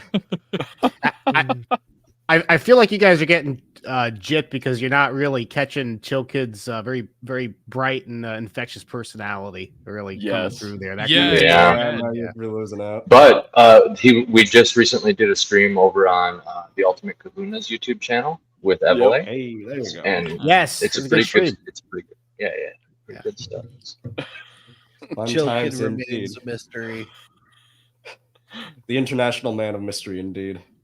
But he's got the baller light show, so it's all cool in the end. He's the mute barbarian of the. I of the imagine party. by the time I hit drink 4, I'm just going to be staring at that light show across his wall, like mesmerized and totally phase out. Apparently, like Chillkid's getting encounters. He's getting invaded by those Miami aliens. You guys hear about those aliens at the Miami? Oh, Yeah. jeez. No. Oh, probing going on in Miami, from what I understand. Space aliens or It's Miami. Of course, Ground there's ones. going on. Oh no! Oh god! I just think But of also- it. Oh yeah. But also knocking out a track in a fucking hour, dude. That is Yeah. friggin' nuts. Yeah. Shout It out also to makes Chillkid. it I also could makes sense since it's punk. So it's like, Yeah. quick, Complex give me 3 chords. simplicity. 1, 2, 3. Just go right in. Oh, that's like was it in the Scott Pilgrim movie? The song's called "We Hate You, Please Die." Yeah. Or no, it's called "So Sad, So Sad." So Thank sad. you. Like, it's not a race. Even a stuff, punk dude. song would take me a while to actually sit down and hammer it out because I'd be like 3, 5, 7. No. 3, 7, 5. No. 7, 5, 3. Maybe. Try to And do all that. work. And all of them work. Right. See, Like, this is it's what it was stalling. like for a lot of the time. Like, just this sort of unintelligible babble back and forth, and I'm just Ouch. like, It's very I- intelligible. I'm right here. whatever. I'm right Just here, not it clued is in, that we Richard. communicate with each other. I'm right here, Richard. Well, it was funny because we were talking earlier, and Roy said something about throwing spaghetti at the wall. And whenever we were working on the collaboration, Oh my track, gosh, yes. I it went remember. through many different iterations. And the There's first one of time the- I sat I down, really and like. Chillkid he created like the general structure of the track. And then he's like, "Here it is, guys. There's room in there for you to kind of come in and do your thing." And I'm like, "All right, I'm gonna find a couple spots and just do my thing." And I popped in some ideas. I'm like, "I don't know, I'm throwing spaghetti at the wall," so I called it like spaghetti. And then it Yeah. just went on this whole thing. And then JVP, I think, had the best iteration of it, which I can't remember the exact one. Do you remember exactly what it was, JVP? Was that with the thick ragu? Yeah, well, it was it was spaghettis with the thick ragu, and then my best Andrew Dice Clay voice, a goosh afterwards. and with was spelled WIF, I think, right? With. Yeah, I wit, do. wit, Yeah. and all the Here's- letters were different sizes. One was a Bolognese here's- version. And here's the Yeah. problem. Parmesan, I'd like to thicker ragu. pretend I'm the 22-year-old looking at a bunch of 30, 40 somethings being like, what the No. fuck am I doing around here? It's weird. No, I Albert, posted your the future. I posted the Terry. I think I posted the Terry Toon skip, and that was like, okay, every mix down is being called some version of. Oh, spaghetti. that's right. That. Oh, what is that? Say it. What's the line? What's the Somebody line? a touch of my spaghetti. There you Yeah. go. Yeah, the little mouse yelling. Yeah. That was it, man. From there. So it was I'd just like to off the pretend. rails. So I'd like to pretend I was above it all. I'd like to pretend I, in fact, was not. I was a heinous contributor. Consider You were this there. an admission of my war crimes. Anyhow, I saw you there. With us Ah. in the dark. In the darkness. Hiding. AC's got the night vision on. I can see everything. Yeah, that's my eyes. It's just really bad eyesight. My glasses magnify. I don't mean for it to come out that way, but it does. So many Oh my people think God. I can see it. Just really bad. So Royce was talking about the shortest we've written a song. Anybody had like a really long song or an extended period of time you work on something? Anything you take I- years to finally get home? Very I- long. Very long. Well, I haven't started How the musical long? journey yet. Oh, long. So I have one. Real? Right. Wow, That's. that's I think- impressive. I think what happened. It's funny because it ultimately wound up shorter than most than most composition in its length. It took me a while to sit down and write it. I actually wrote a symphony in high school, like a full-on symphony structured piece. Dang. Never got it performed, although it was when I started actually putting opus numbers on my classical kind of catalog. But writing a symphony that takes a lot out of you, even if I'm writing something very light and almost kind of. What was the name? Well, I mean, of it? light music basically is the description of it. It was Symphony Number 1. I think it was British Railways or something about it. It was very English, very pastoral kind of thing. Oh. I think it actually is up on YouTube. It wasn't called like Leather Wolves number 8 in D I like that squared name. or something. In B I like flat. Leather Wolves. In D squared. I don't think I like to use those kind of accents. I believe that's a scales. musical term. Like the double, Yes, no, like not the quite. like the double flats that I'm writing in quarter tone. Yeah, I was constantly having to. I had a dictionary on hand anytime I was talking to Calta about things. I'm not classically trained, so he'd be like, "Oh yeah, the flam." I was like, "The flam? Isn't that like a dessert food or something?" Well, the funniest. That's and the he Oh, would, no, that's he would flan. come I'm with one these letter comments. off.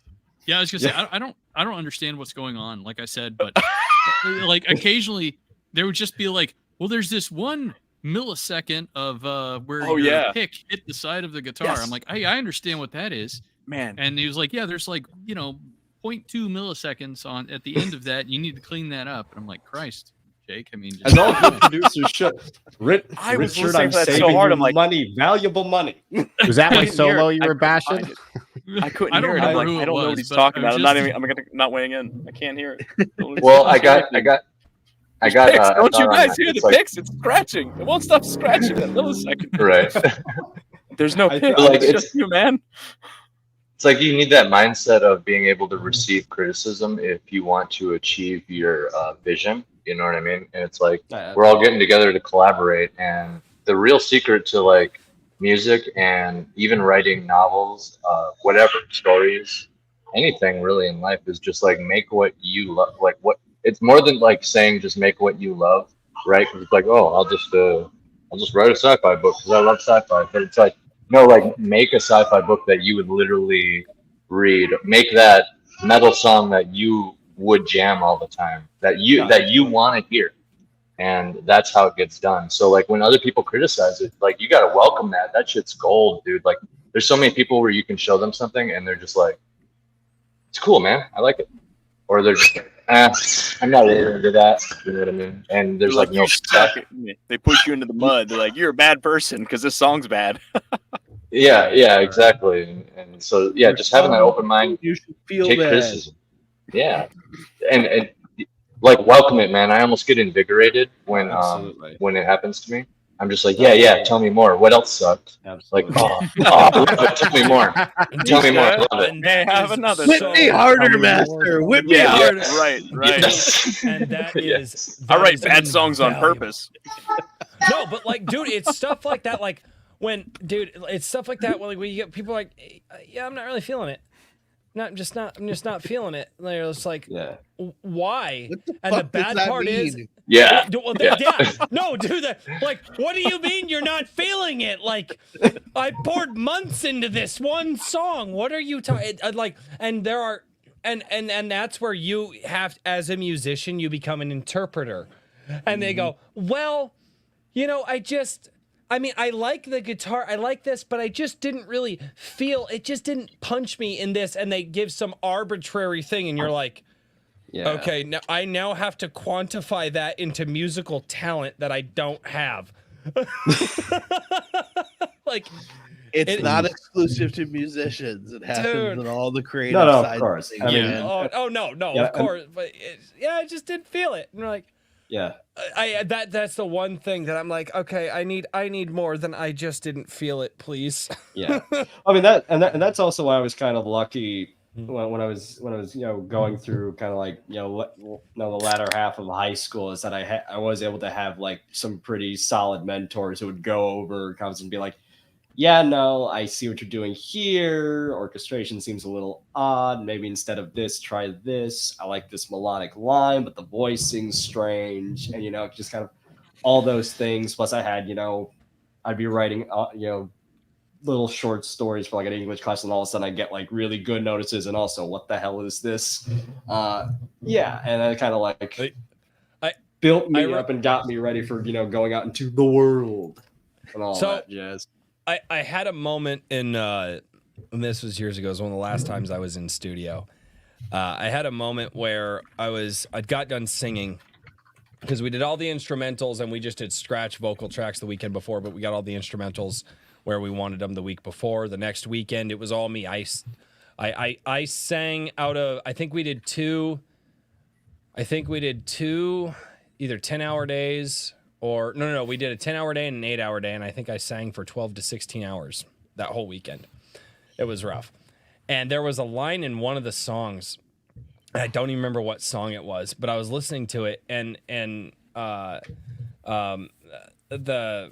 producer, the guy who's tracking us, he was like, no, he's like, it sounds good. And I'm like, no, it doesn't. And he's like, what do you mean? And he played it back again, and nobody else in the room could hear it. And I was listening to me sing this line, and I was like, man, I'm like, no, I didn't hit that line good. And they're like, no, dude, it sounds good. And I'm like, okay. And I had to think about it because I'm in a room of a bunch of dudes, and I'm like, okay, I know how I can describe this to you. I pussed out on that line.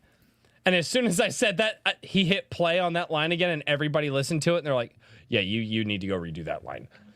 Because there's also like a thing where you have to realize like, oh shit, and when everybody else is like, no, it's really good, you're like, no, you've got to be willing to like do that to yourself as well. Like did you guys working together have any of that where everybody was like, yeah, dude, this was really good, and you're like, I appreciate that, but man, something needs to change here. It's not hitting my thing. And now you're looking for feedback from the group. Did you guys have that at all? Or no? Chillkid's like, nope. I think I'm shaking my head. Yes. Chillkid's shaking his head. No. Well, the funniest thing is the only time that really first happened take. Well, Perfect. It's the reverse of getting. Hey, He speaks. We can hear you. Oh my god! Oh my god! it's the reverse of getting criticism. Like you have to criticize yourself and then convince other people it's not working. Well, I mean, Chill can attest to this. I figured it out. I'm listening on YouTube on my phone. Oh, there. Perfect. Hey, there So he is. you've got some delay. You've got some delay. So we got you. Yeah, no, Chill can attest to this. The only time that really happened with him was actually during the mastering of Anvil, because there was something in one of the multi tracks, and we were constantly going back and forth, kicking mixes. We were trying different headphones, trying to hear what it was. Like I was trying to hear what it was that was getting in the way. We're trying to identify which track it was, and then in the end we got it. But it was like several masters later. Dude, but that was really the only time. Yeah, like, dude, I will, man, the studio, I will say this, the writing portion of it is fun. Yeah, it's always really frustrating when that happens. Oh yeah, the writing portion is fun, but studio's a whole different animal, man. Like, I was just gonna say I have a story about this exact topic.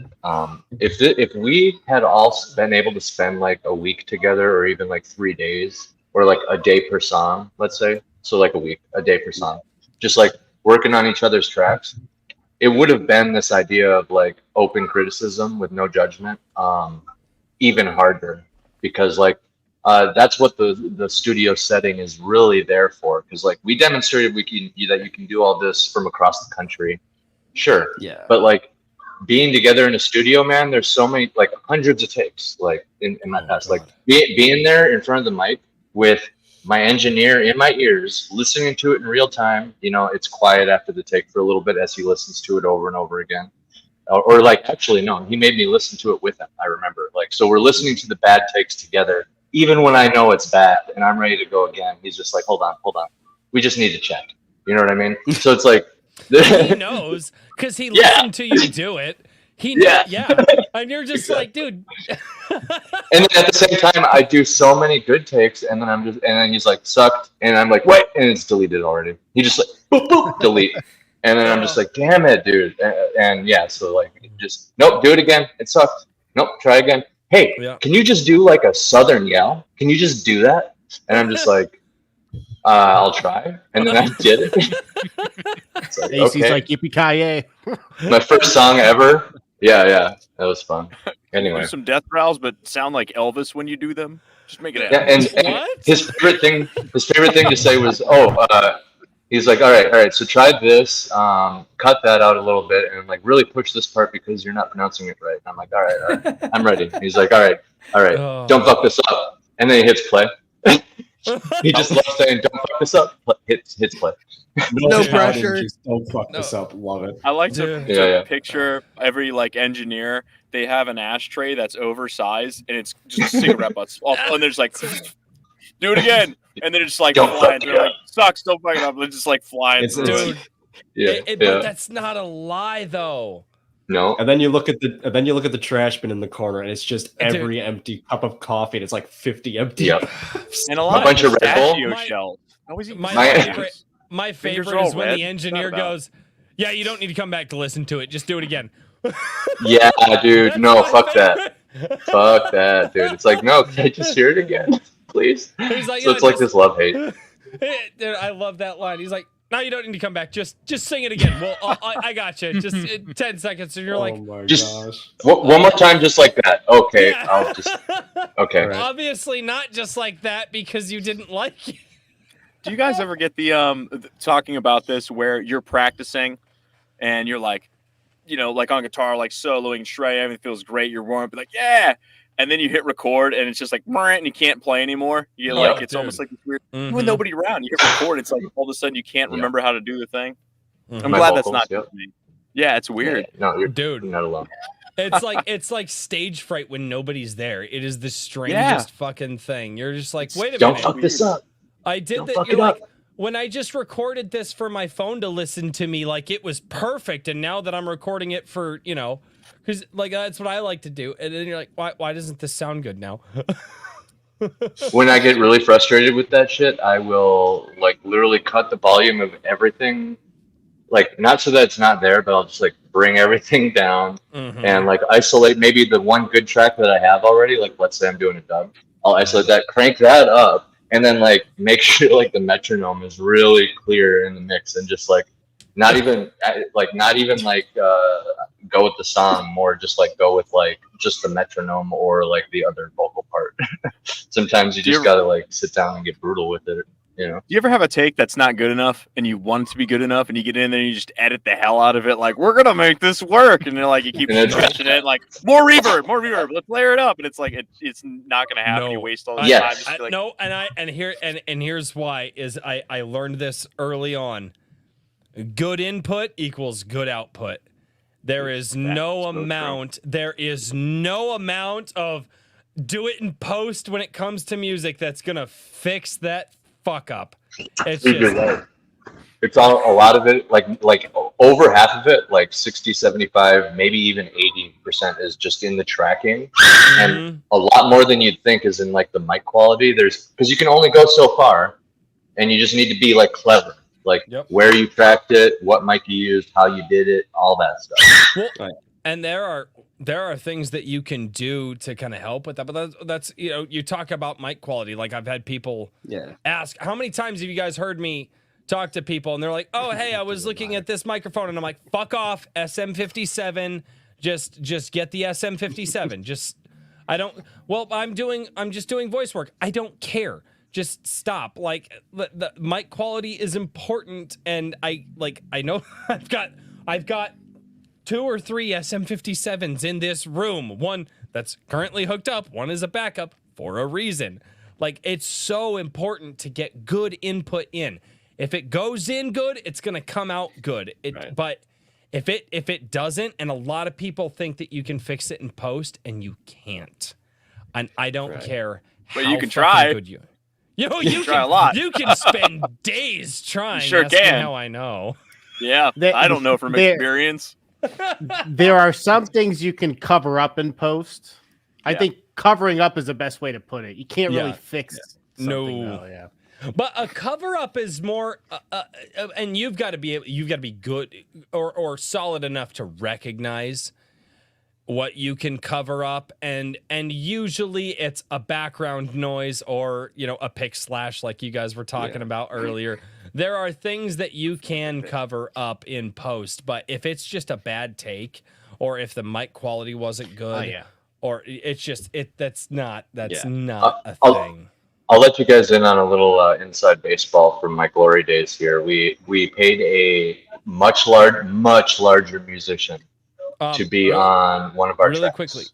Really quickly, Chillkid in the private chat says I get around that by looping the section and just dropping a take after take until I get 3 good takes. Fantastic. That's a fucking way to do it. I never thought about that.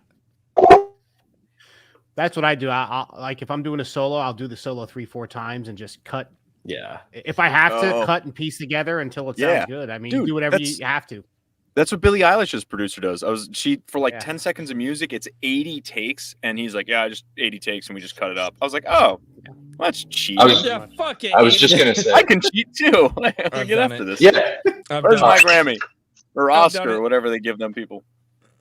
When we paid this bigger musician, he sent us back. He emailed us back his vocal takes. He went to his local studio across the country or whatever he did. I don't know. He's probably had enough money to have his own little setup. Now that I've gone through the whole process myself, I understand both how easy and hard it is. But anyway, his takes were all split up into separate lines. So it was like take another moment, take another chance, and then that's it. And then a whole nother file, da da da da da da da da. And then a whole nother file, just line by line. And so like my engineer had to like build it, in the studio. So you do whatever you got to do to make it sound good. And like, regardless of if it's what you can do live, that's up to you to get better. Like do what you can't do live, and then challenge yourself to reach that goal. Make it sound good and as good as possible, and then push yourself to.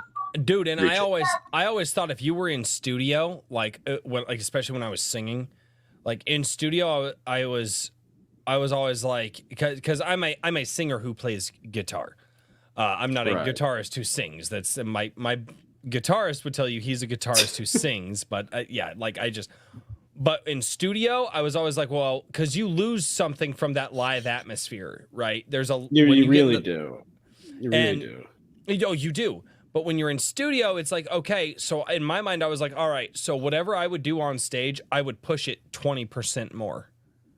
And which is why when you sing for 2 days in studio, I couldn't fucking talk for 3 days because you push it. You go, no, I'm going to give because people in a live setting, they're going to catch the reverb off the amplifiers. It's going to bounce around the room. It's going to hit the old brick walls. There's fucking smells like beer and alcohol. There's just a different vibe to a live setting than there is. And if you're like, okay, I want to push this and make this sound as the best that I can, like you take studio to that 20% more, dude. You will appreciate yourself for it. And 2, it'll wreck the fuck out of you. Yeah, dude. I've heard some people, they push so hard in the studio that once they're done with their session, they can't sit for days. Are they pooping? Like how they? Oh yeah. No, you just get shafted sometimes from all the little things, man. Being told not to fuck it up 50 times. Ask the hard questions. Yeah. Fuckers. Every shot you don't miss is a pass you can't take. There was Wayne Gretzky, pretty sure. Oh shit! Yeah, no, that was one of the things I was talking about when we were doing the collab. Is like what I wouldn't give to have just gotten all of us together in a room just to jam things out too. Because I'm also in the position where, and of course, I'm also get to say this as not like I'm the producer of the album or anything, although. In truth, it's more kind of like a project lead because a lot of it was everyone who could mix and master their own tracks basically did. And I kind of came and did any touch-ups that were needed. I did overdubs and so on and so forth. But I'm also in a position where, because I've written mostly electronically, I tend to just program like right into the DAW. I don't even it's almost like I'm writing like sheet music, like I'm writing it in like a Sibelius or something like that. but at the same time, I also do want that live aspect in my music in the future. So I kind of want like one thing I want because there's a certain very kind of chorus heavy bass tone that kind of was appearing in like late 70s, early 80s. It's kind of, you hear it a lot on fretless basses. Like God, I wish I remember Where the you guy's get that name. slappy bass. You get the guys that do the slappy Not, bass. not that. It's a very melodious kind of somber sound. It's Yeah, it been sounds used on like a whale, kind of, right? sorta because it was. It's Yeah, the like bass- Symphony of the Night bass. it's like the bassist who is in The Firm, Blue Murder. Wish I could remember his name. It was Tony something. He's a great bassist, and he's like the go-to fretless guy in that kind of a tone, that kind of like warm, rich kind of. I'd kill to have that. Like I'd kill to have that in like a live capacity. I do want to like learn more bass, because like with everything, it's like I know enough to write, and that's about it. Try to make me record any of it, and I'm like, nope, retreating to the computer. Talking about bass, I always had that. I'm sorry because I'm not a bass player. My rule for bass is 4 + 1, 4 notes plus 1, and like you can do so much with that. It's not even funny. It's not even funny. Tell me, how many of you guys have ever done the 4 + 1 bass? I don't even. What is the 4 + 1? 4 notes. 4 notes. So you get your 4 root notes, and then you add just a 5th note in there Just for pick flavor. a note somewhere, like 3 on E, and then like the high. No, it just fits in. Or something. But again. Actually, that sound cool. That did sound cool. You're right. Don't fucking That's how lie it to me. works. You guys have all done it where you're just like, fuck, I just need this bass line. Because some songs need a simple bass line and some need, but seriously, if you get the 4 root notes of the song, and then you just add that +1 wherever you want to in the bass line, you can make some seriously cool fucking bass lines. And that doesn't mean you're playing whole notes the whole time, but you can do some really cool stuff. I really like using. Oh, sorry. I'll be quick. I really like using octaves with the bass because like you can figure out some cool stuff on the low end and then do like very similar stuff on the high end, which doubles your range. And I don't know, it's it's going to work because it's the same thing but higher.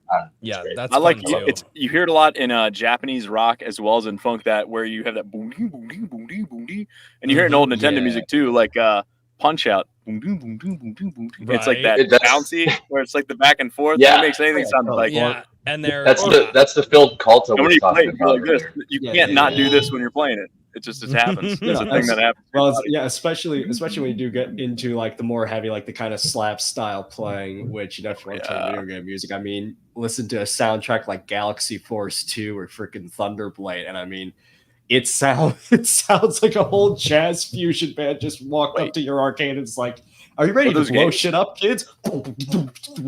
Wait, were those games? You said those were games? Galaxy Force 2 and Thunderblade, those were like classic Sega arcade cabinets. Oh, really? Dude, that's how I felt the first time I heard Primus when it came to like Primus changed how I thought of bass, because I was like, wait, no, none of this makes sense, but all of it makes sense. Right. Yeah, they have that great song. Jerry was a basketball player. Is that the one? Right. Oh, Jerry was a basketball player. You ever see Primus cover Master of Puppets? No. Oh my God. Pretty cool. No Pretty shit. cool. Yeah. Dude. It's Les Claypool, Chillkid with Les Claypool. Dude, that guy is just god tier on the bass, man. He and I always I might Victor Wooten. Victor Wooten. Who's that? Oh, dude, we gotta. If we got time, we gotta. Victor Wooten. I don't know. Yes. I have like the most random taste in music, but yeah, I love. Also, thank you, American Comics Co. Tony Franklin. That's the guy. Hallelujah. I don't know. Like, okay, so the 2 bass players that I fucking loved the shit out of growing up, obviously Les Claypool and the Flea. Nobody knows the Flea? Oh yeah, Yeah, we know Flea, but the Red Hot Pepper. Yeah, I do. Yeah. Dude, that guy that guy was on he was just on a different wavelegth. Is it the Flea though? I thought it was anyway. Flea, El the Flea. Flea? It depends. El La Le Flea, Flea. depending on where you are. The Flea. fucking guy who played Regional who was the differences. classic bass player for the Chili. I think he's still with them actually. But no, the Chili Das Peppers Flea. bass player, man, that guy. Yeah. That guy just because bass doesn't get a lot of shine. Like a lot of times, bass does not get a lot of shine as a primary instrument. And when you hear the guys who can really bring it to the peak, you're just like, it changes your perception of how the instrument can be played. You know, and No, like low key between the two stringed instruments. I started with guitar, but like I write like a bassist. That's all. Yeah. I write that's like an a bassist. Yeah, interesting concept. yeah. 'cause Groovy, I think- rhythmic. I think for me, because Chat's also coming up with a lot of the good heavy hitters. I mean, Geddy Lee, obviously, insane talent there. Yeah, And also Lemmy, which the secret to putting the bass on its head was playing it like a guitar, actually. Because I remember Phil Taylor saying like he's not playing bass lines. I think you remember saying it. So he's more often following, when it was the classic trio, he'd often be following Eddie Clark instead of Lemmy for the actual rhythm of the song. I know there's some bassists that I have heard that I'm like, that's the guy, but the first name that came to mind was Dee Verney. JVP, Wait, I know you know who I'm talking about. I actually don't. Who's Dee No. Verney? Dee Verney, Overkill. You're a big Overkill fan. Yeah. Well, so I Dee believe. Okay, so I don't remember his name, but I believe Dee Verney actually does a lot of their music production. They do it. Yeah, he writes a lot. Him and Blitz are like the whole team, man. Yes. But yeah, Dee Verney. But he was the same kind of thing, and because it's like the bassist and the singer write a lot of the songs. Yeah. It's reversed Fat where the Mike- guitarists come in and they just like, what's the bass doing? And they like build on top of the bass lines because he's playing it like a guitar, so it's easy for them to jump in. Same kind of thing, but Chillkid says Fat Mike from NoFX can wail too. And then dude, I haven't listened to NoFX in years. And then Chillkid said that he's really driven on the bass, and he usually starts with the bass part. With the bass part first. I can definitely tell in the case of the collab, because that fucking bass. That Oh, is- dude. Dude, The it's one of my favorite was bass. brought. It was brought. The gauntlet was thrown down. It was. It feels like somebody's Twas. whipping you with the bass string every Jesus. time, and you're like, yeah. Yeah. It's got that like, it's got that thump and that twang at the same time. I kept trying to put stuff all around that part. I was like, I really like this part. I'm going to put this here and that. No. I finally got a yeah in there. I'll take the yeah. I'll take it. I was like, yes. Musician. You like that? What? Yeah, I'll do. Yeah, forever. I'll do it. I'll do it that way forever. Yep. Just let me be on that part. I love it. I feel like the guy from Tool deserves an honorable mention too, because every aspiring bass player learns Schism probably as their first. Oh fuck. And then they find animals as leaders, and they're just like, I quit. Dude, I get We're about done here. 3 Tool songs in, and I'm done because Bolivia. I get tired. Dude, I do Yeah, more Bolivia math too. listening to a fucking Tool album than I did in high school. Like, I'm like, why? Why are you in that time signature? Tool just does that shit, dude. Because they can. Or They Meshuggah, fucking right? shouldn't Bleed. sometimes. Just now, remember, kids. Trent Reznor is just Billy Joel for goth kids. I mean, he's not wrong. That's actually still that's a compliment though. I mean, That's not. Billy Joel can hang. Oh God! Actually one of my warm-up songs is usually to get the voices going. To get the voice going is "Piano Man" by Billy Joel. That's a good one. Oh fuck. I think actually one thing I do want to say, because on the topic of quickest time a track came together too, because I was thinking about this, was when I was doing What the fuck? back Hold in- on. what's up? Just hold the thought. I need to put this one up on the fucking screen. Nope, not that one because it moved. This one. What the fuck is wrong with you, A.S. Bruner? Yeah. What's 613 Yeah. time? I just assume He's that a means 6 wizard, minutes, it 13 seems. seconds. No. No. I'm with you, Richard. I think that's what that means. Not I what know. that fucking means at all. I think that's exactly what no. it means. I think just wanted to trigger Royce a little bit. That's like That number sequence is Mr. Bruner has offered to play us the Ives Concord Sonata. Plot And then- twist: there's no time signature in the Concord Sonata. I mean, Yeah. if you And then- if you're Stop. if you take that and break it down, it's really like a triplet feel. Like if you think of the Darth Vader theme. If you think of that with a triplet feel extended, that's really 613. It's not too much. There you go. Yeah, JVP is if like, you I'm think of it in gonna that do way, it. but it's doing it that's the fucking problem. Yeah. Well, that's not too bad. You can do This that. reminds me of After the Burial. They wrote a song called Pie, and it's literally chugs in sequence to the pie. It's pie.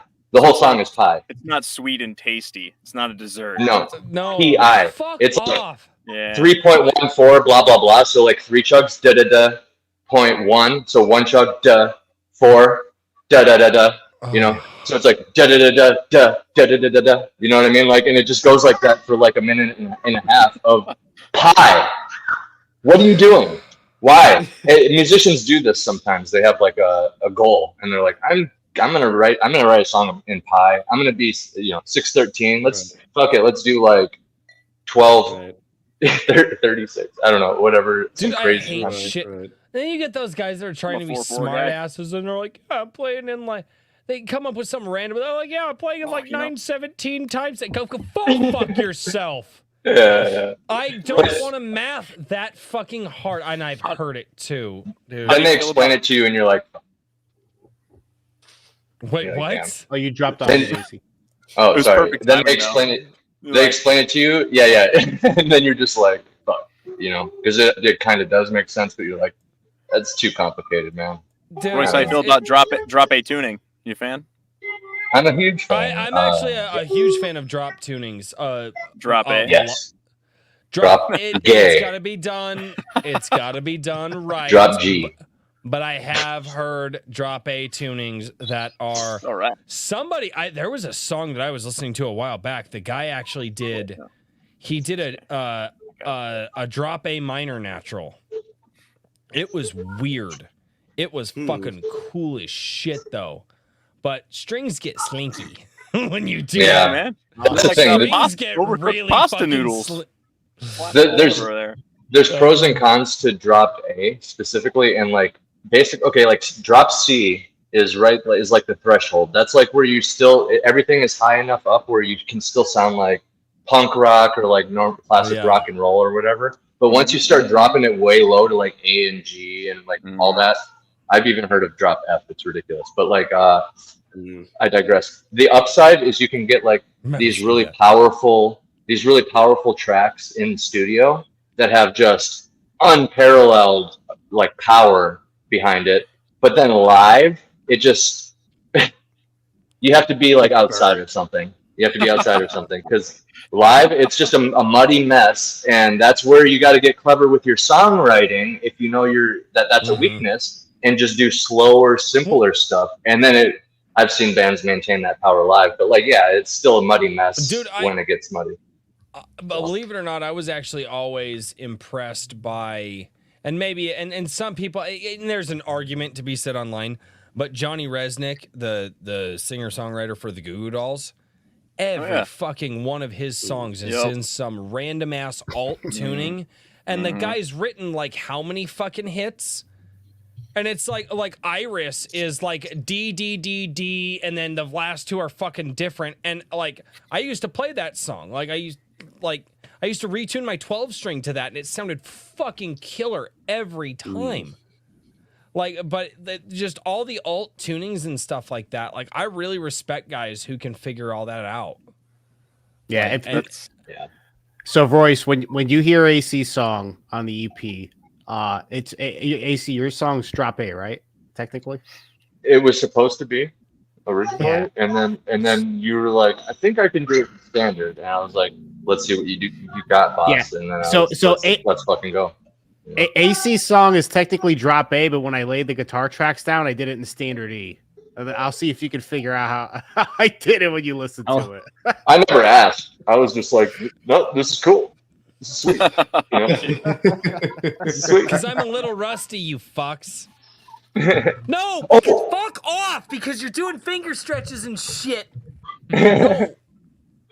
Yeah, but it was originally written in drop C because all I had was my dad's acoustic.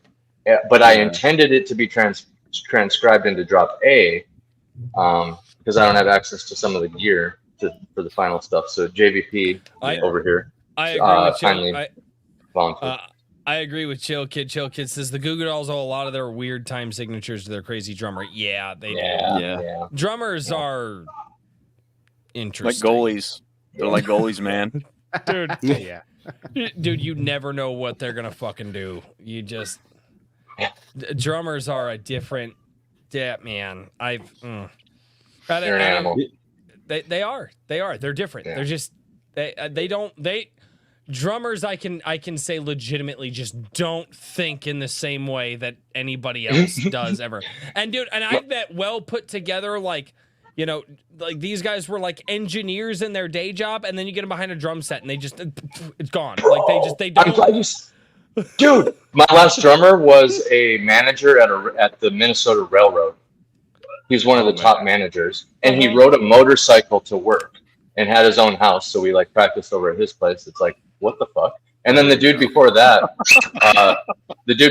was like fucking MacGyver on his drums. Like he would crack a cymbal, and then he just like we're at a show, and he's like cutting pieces of his cymbal off, and then hitting it and testing it again, and then cutting a little bit more. He like understood how the sound, like he's fucking MacGyver at it. Not to mention he insisted on being the one that loads his drums into the van because he could always make it all fit. Oh my god! Always make it all fit. Yeah. So, Oh my god. yeah.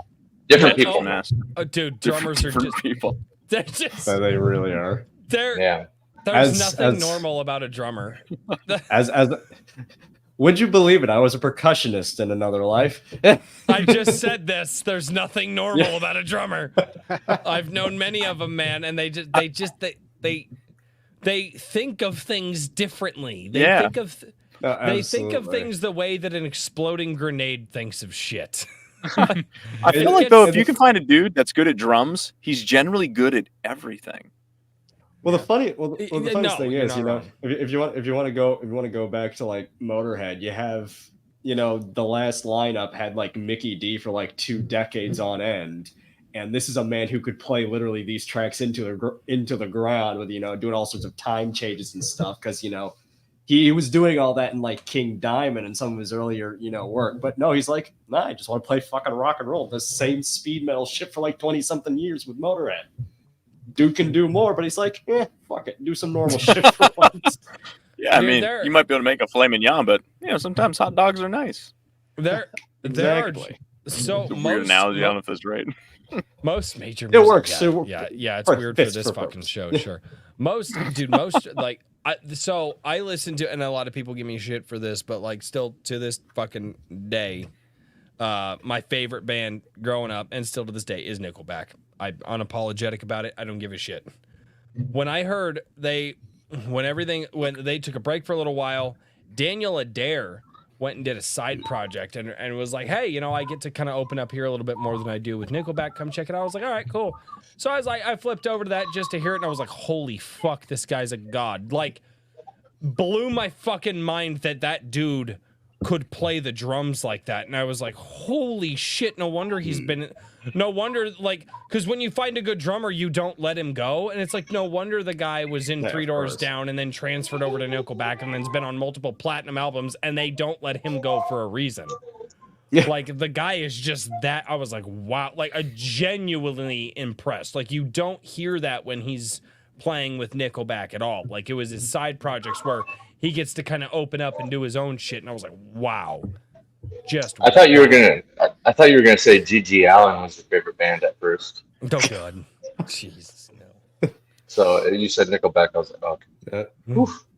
I will also say to roll in bass lines and tracks that came together insanely quick. It was, I think, in February when I was writing score material for I think it was episode 2 of Alan Firedale, and literally I basically wrote the entire score in one night, and there's one cue I was writing where the first thing I got was the bass line down, and then it was like layering, synth layers upon synth layers.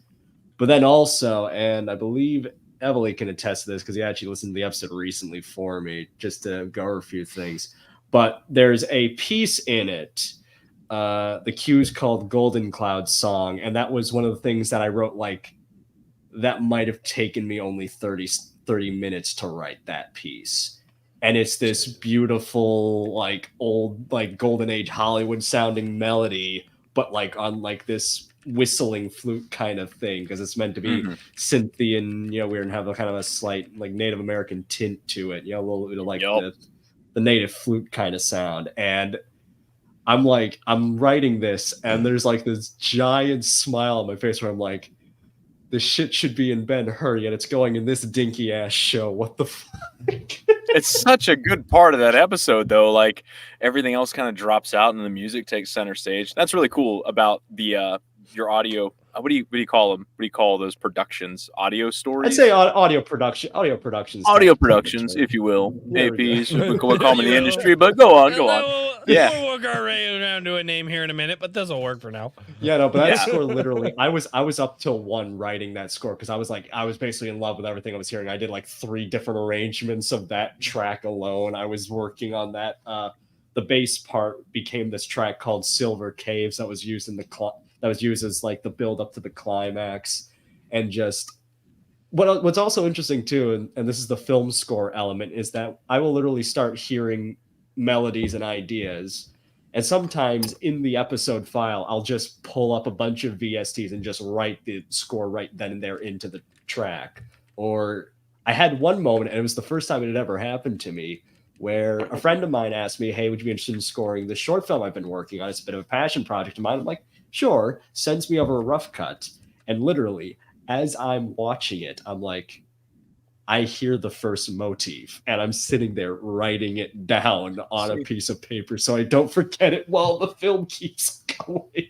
This was really instantly make it. That was really fascinating to me working with you guys, with Jake, AC, JVP, and I think Chillkid too. You guys have these stories in your head, and the music is just a vehicle for the stories that are happening.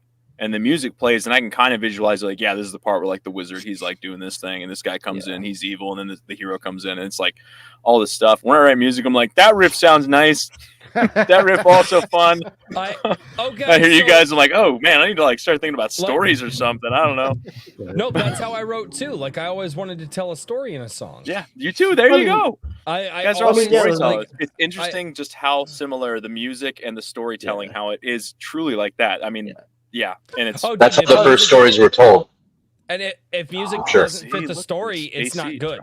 Like, it'll tank a fucking song. Oh no, absolutely. I mean, that's kind of why I look up to composers. Like, when I was really starting to get into like film music specifically, I was looking up to guys like Jerry Goldsmith and Bernard Herrmann, because they were composers who said music should be there to support the emotions of the story and should be there to help kind of bring the audience into the psychology of the story.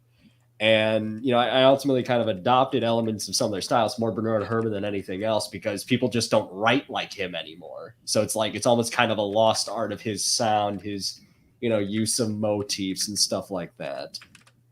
But also the big thing is what it always amounts to is, does it serve the story, and does it serve the story in the capacity it should? It doesn't take it over. It doesn't smother it.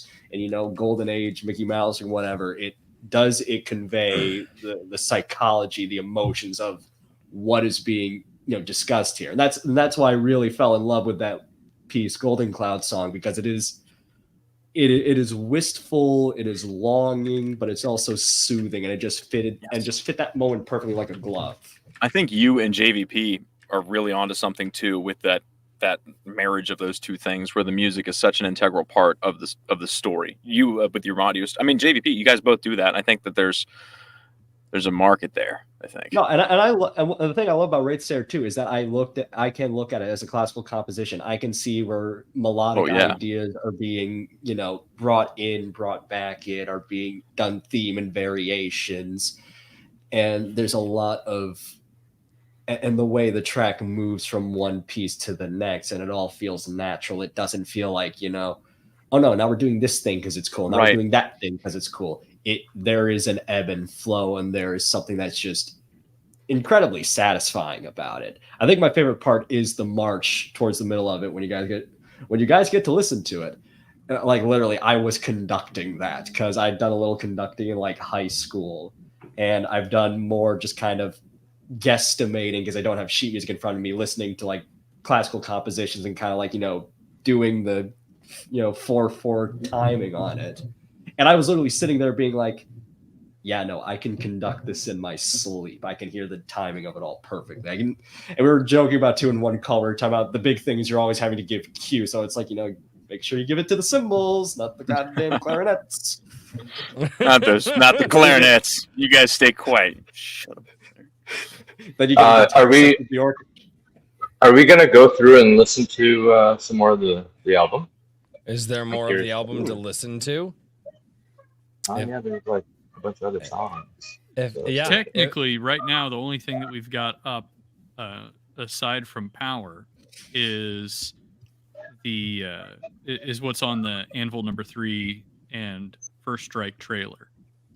Do I have that link? That's one of the first links in the private chat. I can read. Okay, that was way the fuck up there, dude. The private chat has turned into the normal chat. Yeah, it's much more talkative than usual. I'm not sure which one it is. Yeah, this. Welcome to the chat. Welcome. Meow. In fact, this whole show is just the chat. I was gonna hang with you guys, and I was like, the chat.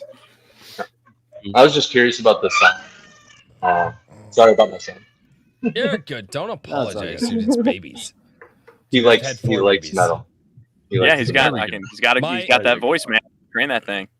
My oldest in the womb, she would start dancing to ZZ Top. So we always had ZZ Top playing. Like you turn ZZ Top on, and my oldest in the womb would just all of a sudden she'd start kicking. It was really fun. Both of my sons could tell when it was like one of my songs when they were in the belly. That's cool.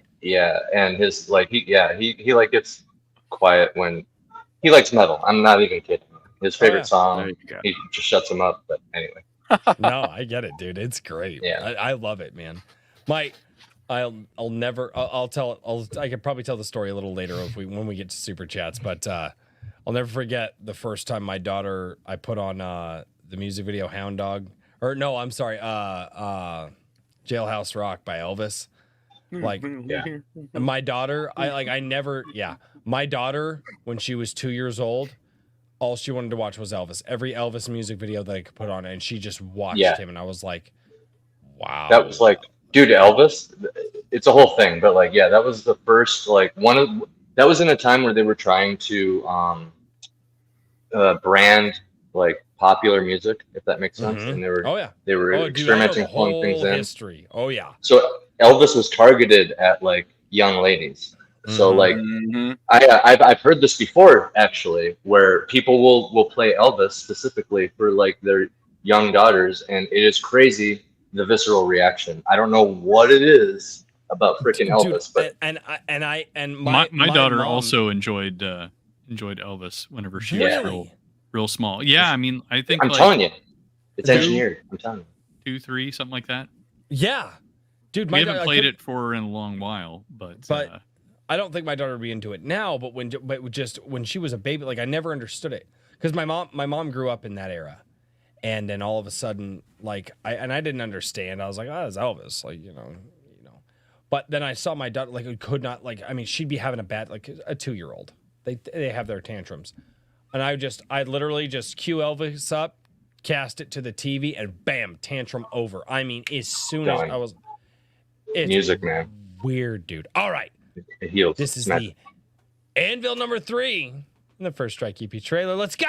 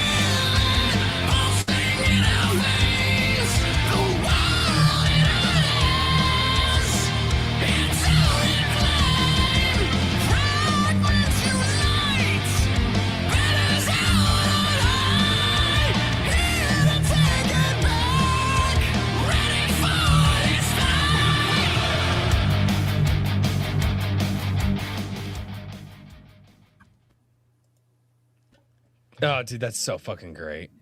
I had so much fun cutting that, but also that entire morning was spent just doing that Starfield fucking thing because that's like 3 video files layered on top of each other. Because I got on a big classic Doctor Who kick, and the title sequence from like 80 to 85. All I could see was that cool like RGB shift style, like Starfield. And I'm like, can I do that without having to like open up a Blender account? Why do or I something? feel like Jake is constantly in a state of wondering what drugs are like and not actually Without trying doing them? Like, there's see, just that's every the time fun. the guy. One day he'll go on his ayahuasca pilgrimage. You don't want none of Go this, on a do we? ayahuasca You don't want none of this. He'll never come back. No, dude. I just be like, guys, I live in this world now. It's like, Jake, no. The music I here, must go. you wouldn't My believe it. planet There's some needs me. 30-year-old dude wandering around the deserts of Arizona, and he's just making noises. It's pretty weird. Yeah. But he just hears the most magical music, bro. I've never heard anybody Here- try to here- conceptualize a trip the way that Kelta does. You know what the worst thing is? It's even worse when I try to write one. Oh fuck. No, I'm not even joking. There's a story I wrote in I think it was Red Light Bites, and it was called Technicolor Fields, and literally it's just, hey, 2 characters, drop a tab of acid, what happens next? Well, That's a good idea. talking about your writing and music, there's also a story that might involve listening to a metal album. Oh yes, coming up. There might In issue I number 3. might have a different kind of byline in number 3. We'll put it like that. Yeah. Oh yeah. my! Well, And good. AC's in there as well. So, but I was gonna say we've Oh, got yes. overlap here with issue number 3. and on Mhm. that note, what do you say we get to super chats, gentlemen? Yeah. All right, issue 3. I'm gonna bail at the bottom of the hour. I'm feeling old. I was gonna hang out. I was like, I'm gonna close this one out, but I'm Dude, you are 45 minutes past your like bedtime. yeah, and I'm like proud I of you. feel a very sleepy old man. I drank some coffee tonight. I did too, man. So, I drank beer. Well, that also. if it's got I drank carbs. beer now, I would be asleep. I just Oh. This is Oh, the beer's way. got all about carbs. It building gives up you that- energy. See, the key is after many years of stopping, as soon as you feel the beer, you can drink a 12-pack and not feel it at all. I hate being drunk. It's a horrible feeling. As soon as I feel it, Yeah. I stop. My body has a built-in thing where I start getting more nauseous than drunk. That's So after a few drinks, I'm good. My it's body weird has because if I have this, a few drinks, I just get really hungry. It's weird. my body has this thing where if I get drunk, it feels like the flu, and it hurts really bad, and then I just don't like doing it. So That might be the thing. if I might be- stop when I feel it, and then just repeat that, drink until I feel it, and just repeat that process for 9 years. The trick, you just a couple drinks, you get that buzz on, and then you just I smoke don't even for the like night, being and you're good. buzzed, dude. It's a fucking terrible feeling for. It's Oh. not a good feeling for me. No, being buzzed is not a good feeling for me. Oh, is it like blue balls? No, it's like joint. It's like joint pain. Oh. All right, fuck off. We're going to Need to super release. chats, you bunch of fucking degenerates. I've heard some people say they don't like getting buzzed because they want to be drunk. You know what I mean? No, I don't know. no. No, No, Blue balls. mine feels like mildly feverish and like joint pain. Like when I say it feels like the flu, like it feels like the flu. Ugh. What did It's I not just a- come in on here? Yeah. Royce Blue was balls, talking bro. about like how he Royce is feels when he apparently orgasms. allergic Oh, to his God. favorite thing to do. Jesus Christ. Good. I All right. literally am. It's all right. Mario Super chat Trujillo. away. Mario Trujillo for $2. This is HI's health insurance. Oh yeah. Answer is none of the above. Like you don't have to wear leathers to have the protection, Mario. He's like trying to one up me in the safety shit, and like I'm a safety guy. You'll fucking lose, dude. Get him. I love this shit out of this chat. Kikomon for $5 says Roy should start a competition. Whoever makes the best Royce needs a goat song wins. No. No. I don't know if I might ever pick it up. I have this book you would like. Oh, God damn it. Oh, there Screaming Oh, goats. there it is. I don't know why, Screaming but to goats. me, a voice. Ah! Yeah, so it's a little toy. It's great. Yeah, I remember those. I've seen those. I think Also- a voice needs a goat song and needs to have a blast beat in it at some point. No, you need a bunch of those squeezed chicken toys that just go. Oh, yeah, That was a great video. Yep. Yes. Yeah. Yes. Just make goat versions, and then everybody can stand there and and make a symphony out of it. No. Oh, yeah. This is none of these ideas are good. None of these ideas are good. Yeah, That's that's a the good best idea. idea. I'm surprised nobody pointed out my nobody said anything about my nothing. I can't Who see said- that small, What the bro. fuck is All that? it looks like is a shrunken head to me, dude. Oh, it is a shrunken head. I like Who it. said- Oh my goodness. So you've That's heard of amazing. pin the tail on the donkey, but have you heard of Is that? pin the wig of destiny on the Oh, rope? God. Fuck. Yes. Oh my god. Yeah. Oh my god. Look at that. Look at it. I like bald rice. Maybe Anvil 4 can have it in there. I don't know. Oh my god. I like You bald know what? rice. Simply breathtaking. What the Emily- fuck? Emily, let's talk. Let's talk. Yeah. Brilliant. Emily wins the live chat. We're done. Wrap it up. Yeah, that's it. Sorry, guys. Dude, he shows up with Alright. plans. Now make one where you pin his pubes on. Oh God, Yes. no! Yes. This is what things were like, guys. Just See, I'm aware. That- I knew yeah, what you were. yeah. Dude, I knew what you were in for. You're, like, Yeah, you were in a chat with a bunch of musicians. We all knew what you were in for. yeah. It's even worse though, because now they're getting fed more material. Yeah. That ain't no shit. Brian Well, the- McCoppin for $20. Holy shit, McCoppin. Well, he says, holy shit. I see the ROTP swag on at least 3 screens. Here's a small donation of appreciation. Hail to the Demon Hell yeah. Slayers. That boy, man. Dude, thank you so much, Brian. Pick up I- Brian McCoppin's books, Record of the Paladin. Yes, Oh, yes. so good. Indeed. He's got a comic coming out, adaptation coming out too, and a new. I think a new cover for that one too. Yes. Yes, I he love that book. does. Fantastic. Love that book. Fantastic. Yes, he does. I really enjoyed it. So, now I gotta put my books back. Damn it. Damn it. There we go. Got it. It was Shelf. either this shirt or the Royal Society of Wood Chipper Enthusiasts, which is my It pedophile was either, disposal shirt. I was either gonna do the black shirt or I was gonna do the green shirt. And the only reason I wear the green shirt is for the stream. I went with the side of holy justice as opposed to righteous vengeance.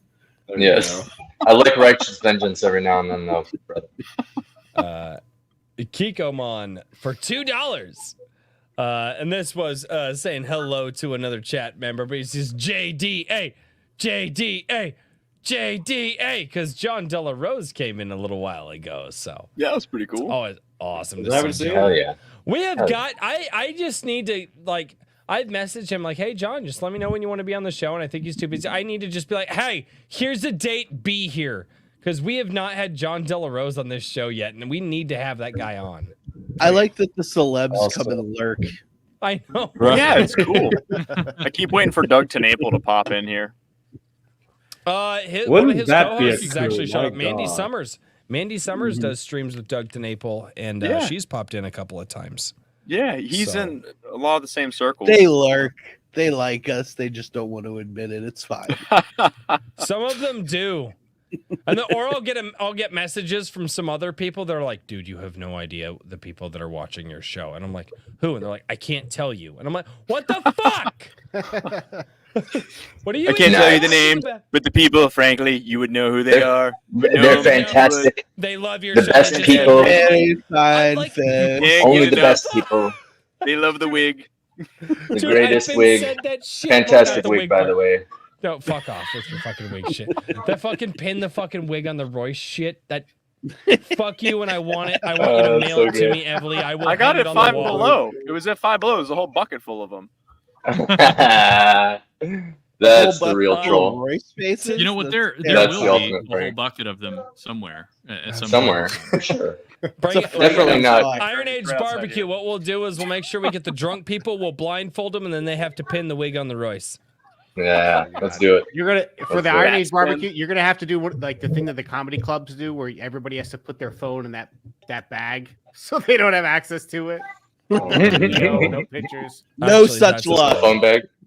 Cell phone bag. No, fuck it. I do. Let's do it live. Do live. We'll have a wig toss. I'll set that up as one of the possible things to do at the Iron Age Everybody Media bring booth. a toupee. It'll be awesome. And we'll toss a Dude. wig and Shoot. land it on a watermelon, and we'll come up with some sort of a drunk ass fucking Watermelon? prize. Dude, that's a fantastic idea. Wig toss, dude. I With mean, the I think watermelon? And it has- Holy shit. Yeah, and you stand the watermelon up, and it's got to fucking land Yep. on the watermelon, like, you know. Dude. That sounds hard. And if it lands and it looks good, you get like 5 points. If it lands but it doesn't look good, it's like Right. 1 to 4. You draw eyes on the watermelon first so you can see where Yeah. the face is. This sounds good. Uh, All right, I get it. I'm now. going with you. pompadour. I'm going I'm still in pompadour. favor of a fucking- cantaloupe. I it's think like hor- that. I No, and you no, can just different draw fruits? on it more no, easily. no. You don't do it. Yeah. Cantaloupes have a rough rind on the outside, so the That's- wig but won't that's slide good. up. That's no, good. it's not. That makes it easier for drunk people. I Oh, want drunk people throwing fucking wigs I at don't want to watermelons be. I because don't they'll want to slide. spend 4 hours throwing Yes. wigs at a watermelon. Royce has a drunk are point. you? I think we should definitely spend 4 hours throwing wigs at I'm- watermelons. Oh, God. I'm with Daniel. Here's Sounds the Yes. thing. fun. And then like the last crew of the night, the guys that can actually hang, that'll be there like hanging till the morning, they'll get up, be Also- sitting there drinking, and then they'll just start throwing the wigs at the watermelons again. The most competitive among us. Yeah. That's I need how to it start always practicing goes. immediately. I'll Tomorrow be there morning, at I'm gonna 2 wake o'clock up in the morning, bottle up Yeah. like this, just Practicing. throwing haphazardly. Yeah. Got to practice to beat the MVP of the night, you know? You got to make it a drinking game. You carve a hole in the watermelon, Yup. a bottle of vodka, No. shove it in there, and let the Whoa. watermelon No. soak the vodka. Whoa. Whoever gets the I was lowest afraid score that's has where to it was cut going. that open and eat it. First, Yeah. first one to 20. Yes. Or what is it? It's first 1 to 20 doesn't have to eat it. The loser out of like the 4 people has to fucking eat their watermelon. They'll get fucking glitter. And you Yeah, do it dude. vodka, and then you follow it up with a bottle of Everclear. It should Yeah, be a might as well. reward, not a punishment. Yeah. All right. Tim You're right, Allen, Daniel, this but is not that's a why you super sign a chat. pact. Right, You make yes. a pact before. We're all suffering, and there's only one winner, and that's the person who doesn't suffer. There you go. Last man Tim- standing. That's what I'm saying. Oh, Yeah, fuck it. yeah. All right. So we're doing wig toss for the fucking Iron Age barbecue. My wife and I are actually coming up with dates for that right now. We're trying to figure Cool. out. We're thinking August potentially because people are saying that that's when their shit's the most clear, but it's also really hot and humid here in the Midwest. So, Yeah. but that's when people can make it. So, and it's a fucking barbecue. So who gives a shit? That we'll all be liquored up as anyway. Tim Yeah. Allen. Woohoo! System Tim shock. Tim Allen says just hydrate days before you come. Yeah. Tim Allen says for the panel. This is not a super chat. This is just a chat that I caught as it was scrolling by. He says, for the panel, what songs did you guys mess around with behind the scenes? Covers. Did you guys mess around with anything behind the scenes? We've threatened a few covers. Was it A few Darkwing joke Duck ideas. theme, I think. Yeah. Um, There's always oh, ideas tossed I- around. Rangers. There was something about Richard, a kazoo, and doing Oh, the yes! sax solo from Rick James's Super Freak. Yes, I forgot about Wait, that. The what kazoo the- solo. Look, he left. He's like, oh, they're on. They're gonna. Yeah, he's Yeah, like, the nope. kazoo. He Get bailed. out of here. Or he went to go get it.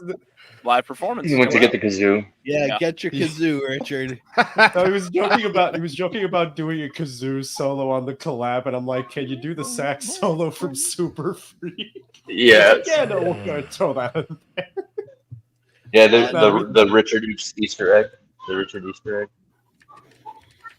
Dude, that's fucking great. Right. Chillkid, have a good night. If that's what you're saying, don't be sorry. Stop apologizing. He must be love the Canadian. fuck out of you, dude. You are the man, the myth, True that. the legend. Mhm. Thank you The for party's hanging out, bar. Chillkid. Oh fuck. Kikomon for $20. Kiko. Show me. Holy shit, dude. Kiko you- better be at that. Kiko better be at that Iron Age barbecue. I'm gonna leave Oh, it man. now. Dude, Yeah, he's Kiko like lives very localish, close to me right? now. Yeah. He's yeah. localish, yeah. Yeah. I actually have a location that's 45 minutes away from him. And I heard he if- has his own one-man like blimp. Airship. Airship is the term. Yeah. It's shaped like a Dude. giant Kikomon bottle. You're not supposed And it to. just plays the Kikomon theme song on loop while he's going. You Why doesn't he? Secretly You're like, discovered. what was that, Grandma? Did you hear that? We need You to guys use better government. be careful, or he's gonna come at you with an Iron Age, cover of the Kikomon song. Please. Actually, the super chat was play Emily's Kikomon song. Woo! I did. I was so sincere when I first saw it. PPR with I the don't have the foreshadowing. link for that. I need the link for that. The Kikomon song. Pony up, Emily. You got to do it, Emily. Let me figure it out. Link Maybe- us. Link us. You've been called out, trying. sir. I'm trying. It's running slow. Yeah. My computer's at In private chat. it's Sweet. Oh, there it is. trying. Richard for the fucking win. Damn. Oh, wait, I that's found quick. it. I found it. All right. They call him Quick Draw Richard. He's pretty good, man. He's pretty good. Well, they didn't before, but now they're going to. Yeah, they're going to. Forget the king. He's quick draw. Quick Draw. Yes. I can't believe you fucking did this, dude.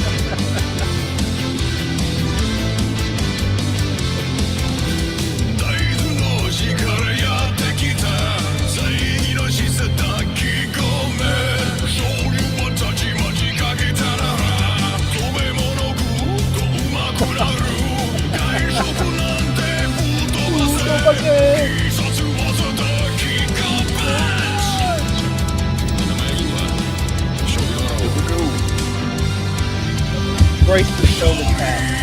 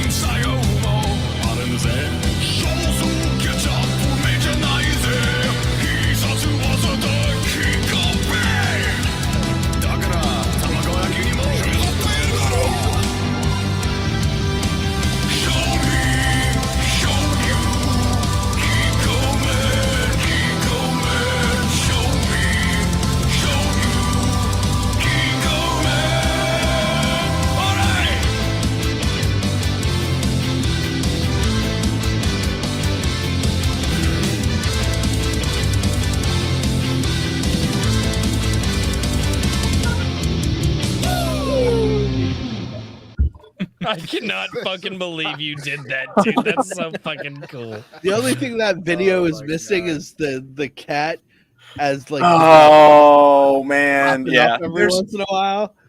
after it was done, I was like, heck. I've- There's in the show me, show you. I should have done the SHOYU too, I've- but the cat we forgot to include. The fucking cat. Royce. Oh, God. Like the popping Fuck up off, out of I'm there. not the fucking cat, you bunch You of are the fucking cat. It says, he says it is. He says you're the cat. What are you gonna do? It says it. the funniest thing about that too is that I didn't know you made that because one of the jokes with Power was that I'm like, give me more Mega Man metal, and then all of a sudden I hear the opening fanfare of that. I'm like, oh god, he did a video game. I just like how they're shooting bottles of ketchup and Worcestershire sauce out of the sky because it can't compete. That's what he said. Yes. Real talk, there better be soy sauce nippers at this freaking barbecue. I fucking hate all of you. Royce I'm is building just- another Corner barbecue for that. pit to fucking accommodate this damn thing. So Let the hate Hell yeah. flow through you. it's gonna be some good food. Well, and I think the idea behind this is we're gonna do somewhat of a potluck type thing, kind of, where people can like bring their recipes and they can like cook the stuff that they want to bring in snacks and foods and stuff like that. So I'm gonna have to be sober until I finish cooking. Then or basically what people are going to do is they just chip into me and they just, Royce, you and your wife go to the store and then you and your wife just cook for fucking 3 fucking days straight. And then that's what we'll do. no, we go to the store Seems together. legit. That's not, well, Wrangler sends in a super chat for 420 and leaves. No message, nothing. Just fucking leaves. I like your style, Magic Man. I like your style. I like your words, Magic Man. My wife shows me a lot of stupid shit on the internet. Kikomon for $5 Same. says you can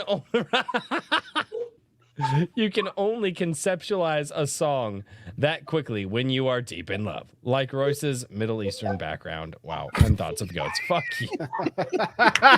Lots of goats. Goat Wolf lives. I love jokes with that setup. That's That's like my buddy's dad was helping him write a poem for his girlfriend on Valentine's Day because he had forgotten. He was like, I'll help you write a poem for her. He's like, Dear Jackie, roses are red, violets are blue, and your face is like the sun. He was like, oh, that's actually sweet. Like it lights up my world. He's like, nah, it hurts to look at. Your face is like the sun. That could be your next pinup, Ava. Like pin the Royce on the goat.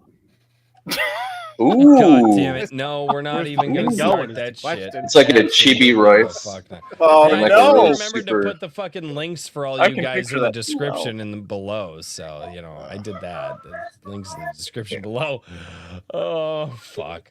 The ultimate kahuna for $1.99 Why is the goat says, screaming? No. It's just God. Fuck you, JVP, for laughing. Sorry. Thought we were bros.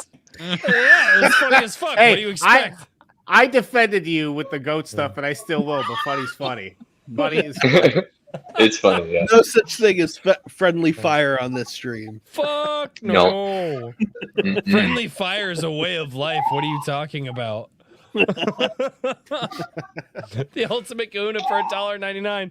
This is for all you music kahunas. Woo! Woo! I can't do it like he does it. He's a big man. He's got it. He knows how to do it. Got the voice. He's got the He lung. does. Straight from the diaphragm. All right. Yes. All right. And the last super chat that came in for the night. This is a question for everybody. The ultimate kahuna. Favorite rock / metals sing. Go. Favorite? A favorite Light? song for rock / metal? Favorite singer? No, favorite singer by the sounds of it. Oh, singer? Or he wants us to singer. sing. Favorite rock / metal. Ooh. Honestly, Maybe he dude, meant song. favorite rock / metal. Maybe he meant song. He could have meant song. Do we want to go with song or singer? What do we want to go with? Let's go with song. Okay. I'm down for both, too. I don't care. Currently or all time? All time. Yeah, it's got to be all time. I'll go first. Ooh. Phil Ansamo, Cemetery Gates. As much as I have I'm not the biggest fan of Phil nowadays, but you just can't deny how he sounded at Cemetery Cemetery Yeah, Gates. dude. Was just legendary. Cemetery Gates. Oh. Something unheard of since. All right. And just because I've loved him since I was a kid, one of my favorite fucking singers, because not a lot of voices like it, but Sully Erna from Godsmack. Sully Erna from Godsmack, just, you don't hear a lot of guys like that. And I know a lot of people have it, but man, dude, he's been killing it for fucking 30 years. Yeah, And still coming out with music that sounds really fucking decent. He's one of my favorites. I don't have a favorite, but I'm just like, who was I listening to the other day that I really appreciated? Because that's the best I can fucking do. Like, I'm going to say Maddie Mullins. The older, the better. There is a little Goldilocks zone for Maddie with the album right before Challenger for Memphis Mayfire. As far as a particular song goes, I'm gonna have to say that I need to think a little bit more on that. But that's my artist, Maddie Mullins. Dude, there's so many fucking good ones out there, though. I'll say this: favorite all-time singer. It's like a coin. Not even coin flip. I'm just gonna say it's probably Glenn Hughes. Great in Deep Purple. Great in Black Sabbath. Yeah. Great in Hughes Thrall. Great with Gary. I mean, there's not a single thing the man hasn't been fucking great in. Oh, but all-time favorite.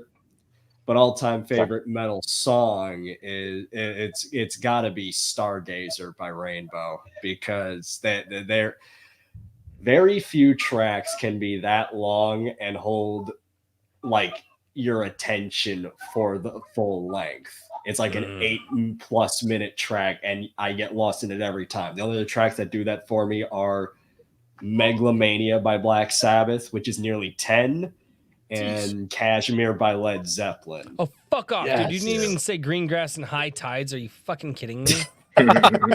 Dude, Greengrass and High Tides is fucking incredible. Also, I will say favorite track from Glenn Hughes is probably, it's easy to say Burn, because that's like the all-time classic Deep Purple thing for him, but I'm going to say Seventh Star by Black Sabbath. I listen to that almost every fucking day, and I get lost in it every single time. Dude's got chops. He's called the voice of rock for a reason, for Christ's sakes. Yeah. I got a song, by the way. I thought of one. I do have a favorite song right now. It's really hard for me to think of a favorite song usually, but I do have a favorite one right now. Okay. I'm not even being cheeky.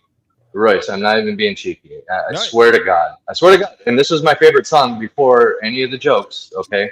So it's by Polyphia, and the song is called GOAT.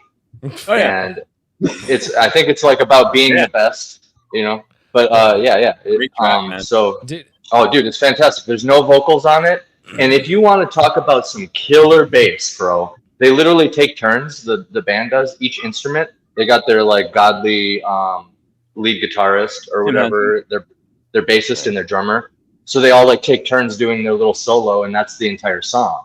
But it's like progressive, and it like tells a story or something. And That's just like the imagery of the video, man, like, oh, you gotta check it out. Goat. Check it out. That's also shout out to Tim Allen, Savage's John Oliva. Good choice. Although I'd say my song would probably be Strange Wings, just because the dude gets to do a duet with freaking Ray Gillen, and Ray Gillen is underrated as hell. Dude, fucking The Hedge was listening to Symphony X the other day, and I was just like, oh.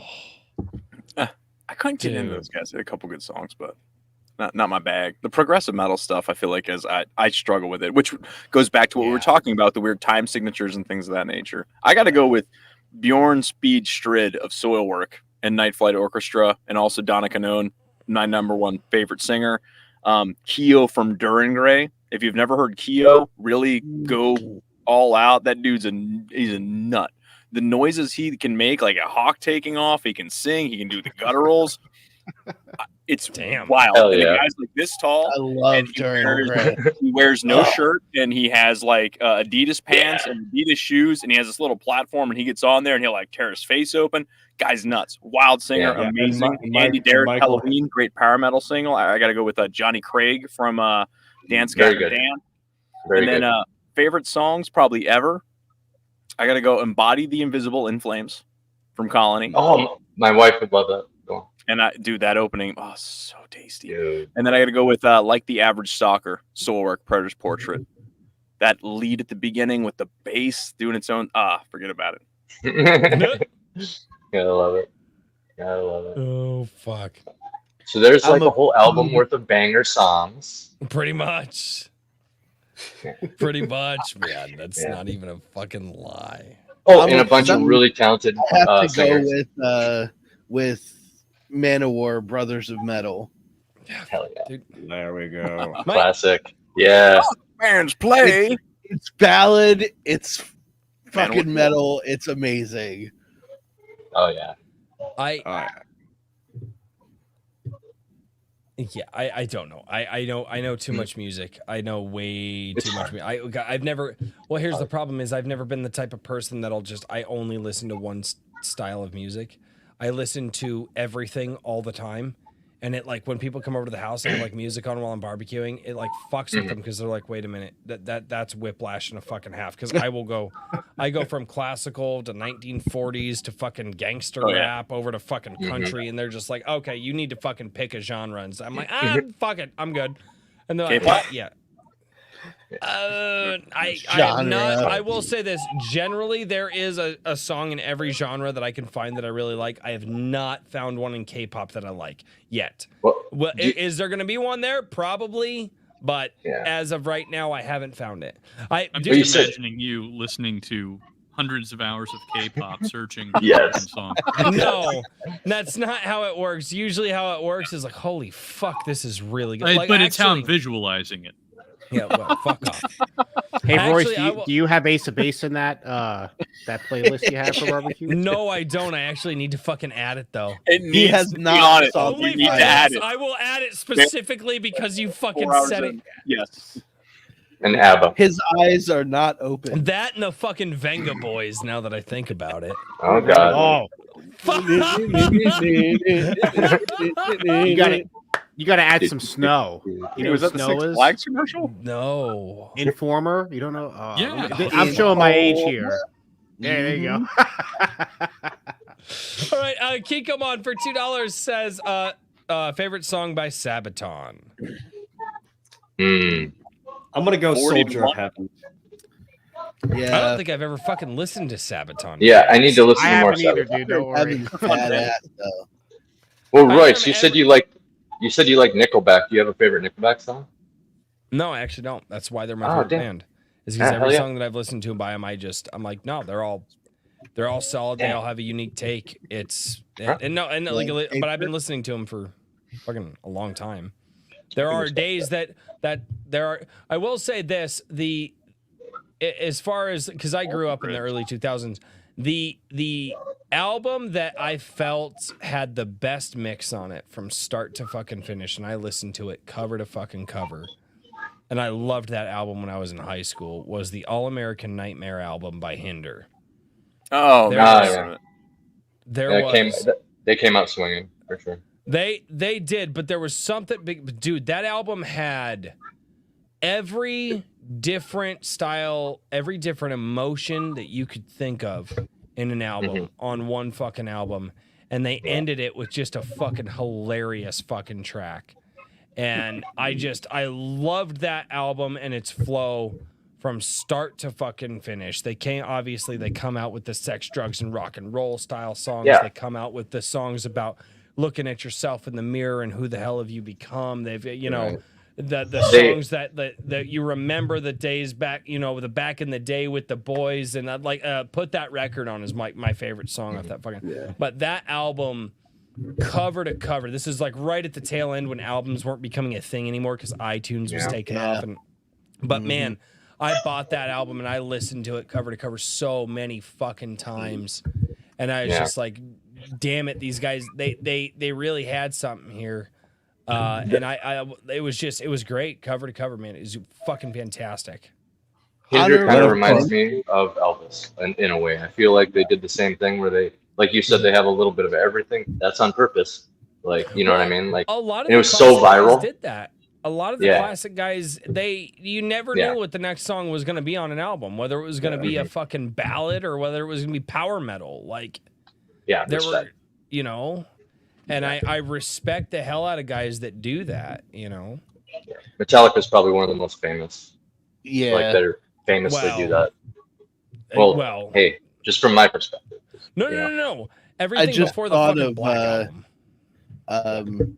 Conceptually, there's an album by Bury Your Dead called Beauty and the Breakdown, which every track is allegorically based around a fairy tale concept, and it's fucking cool. It's awesome. And the dude has this great ability to make growl, scream sounds, but make them sound lyrical and musical. and it I'm just trying- blows me away. I think that you just reminded me of a band, Alaska. Do they do the song Alaska? Bury Your Dead? I don't know. No. don't They think don't. so. I'm searching No. right now. Yeah. Okay. Yeah. Never mind. All They're right. good stuff. Well, gentlemen, 12 really, Stroke of Midnight is fucking amazing, though. You should check it out. I will. really quickly, gentlemen, we're going to start the sign-offs, and I am going to do this for everybody, for Chillkid, because he was having internet issues. Guys, go check out Chillkid.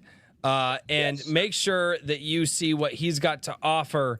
And while everybody is doing their outros this evening, I think just maybe Number one, Iron we Age. should Number one, Iron Age. not that one, this booty. button.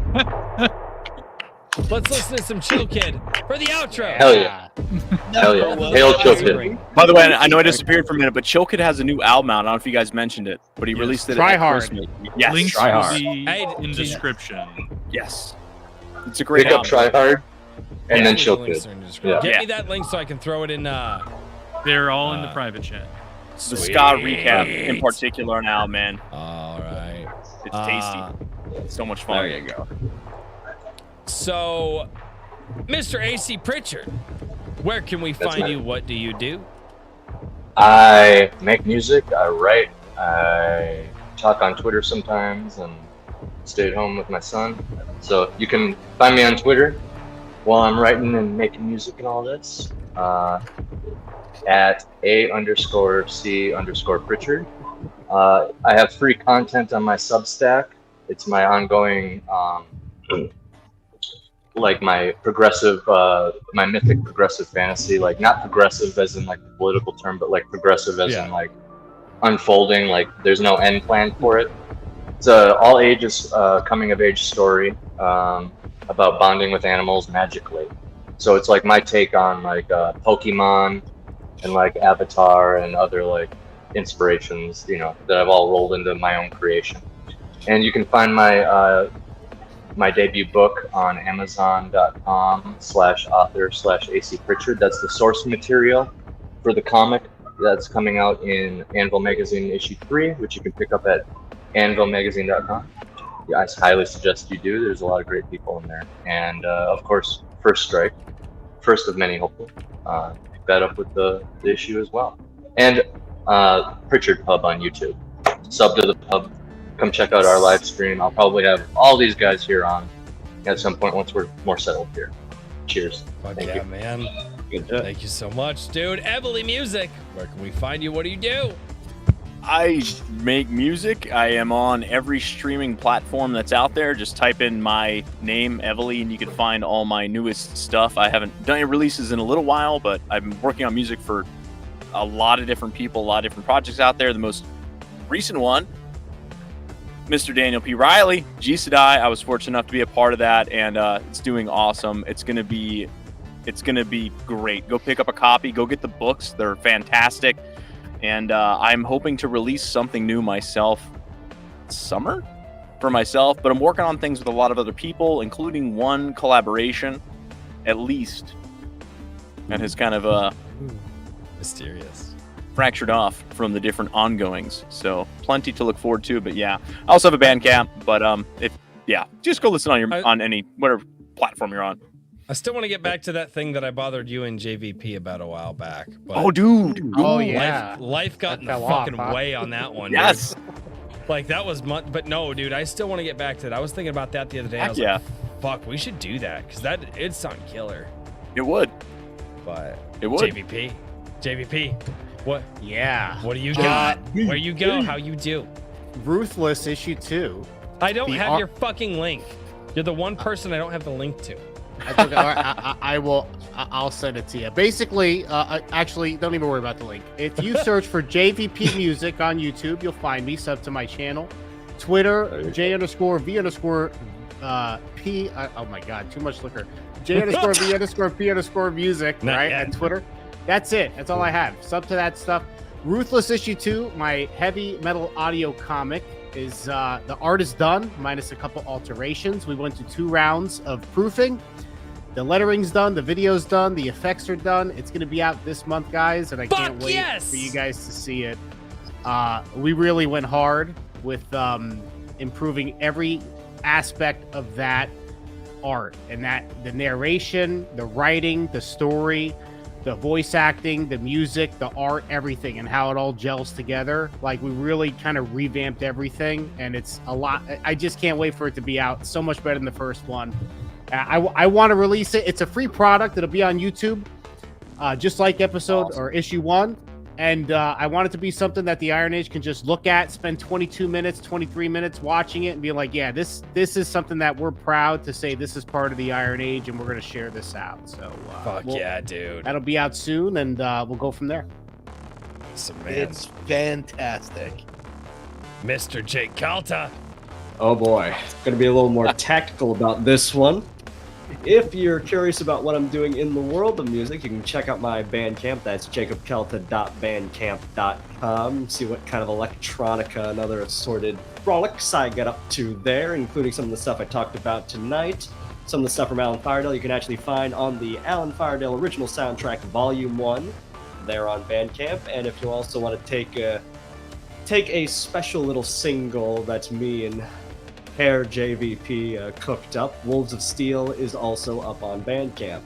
Yeah, and speaking about those gosh darn wolves, if you want to keep up on the updates as far as how the books are coming along, 365infantry.substack.com will be the place for updates on the 2023 annual collection and everything that flows from there. And also, one last shout out to DMR Books, a purveyor of fine fantasy, horror, and adventure fiction in the classic pulp tradition. Dave is good people. Support him. It's awesome, man. Mr. Daniel P. Riley. That's me. I am Daniel P. Riley of whimsyland.org, literary coaching and services. I will help you bring your dream into reality, one coaching session or editing work at a time. Also, the G-Sedai #1 Color Pop Special Edition is just $200 away from that stretch goal where I can give everybody a discount on the next issue. So if you haven't backed it yet, get involved. That's $10 even. Cool. $10 for the digital version just gets us to that 3K milestone, and I can start pestering Luke Stone for that discount code. How they grow so fast. He's actually advertising himself this time. I know! I am just drunk enough to not care. It's cool. That's fucking great. It There we usually go. takes him to that point, man. And Mr. Richard from Iron Age Media. Good sir. Yeah, as always, What do you can find. I was gonna say I posted a bunch of updates this week on ironage.media, and you can go read what's going on there. If you want to subscribe, if you want physical copies of issue number 3 or Anvil or First Strike, go ahead and order those before January 20th, because I'm not going to necessarily be able to order more. There will be a little bit of overrun, but I don't have anything planned. And if you want the Forge Master tier, where I'm actually stamping the magazine on the anvil. Yeah, mutilating. That's I'm shutting that down. No more Forge Masters are sold after January 20th. And that's because I realized if I'm gonna have to do reorders, the last thing I want to do is have to reorder extras because I botch half of them, whenever trying to stamp it. So Awesome, man. Well, ladies and gentlemen, thank you all so much for being here on Iron Age Nights. And tune in tomorrow night. I'm going to be doing a special back and forth with Richard Embry about the state of indie comics. And all this came about from that thing that I did with Ethan Van Sciver a few weeks ago. So might be spicy, might not, who knows? But tune in Richard tomorrow Embry. night. It'll be spicy. Yeah, it's going to be fun. Ladies and gentlemen, thank you all so much for being here. And oh my God, we did it! 2.5 minutes for 3 hours. We should have just pushed it. Oh yeah, Sir. Screaming Oh, cats. shit, I missed my tagline. Cheers, everybody. I missed my. Good night, You everybody. guys took, I thought I had Good this whole night. thing. It was planned. Big Have a old good one, guys. Everybody. There is Have a never good a one. plan on this show. Come on.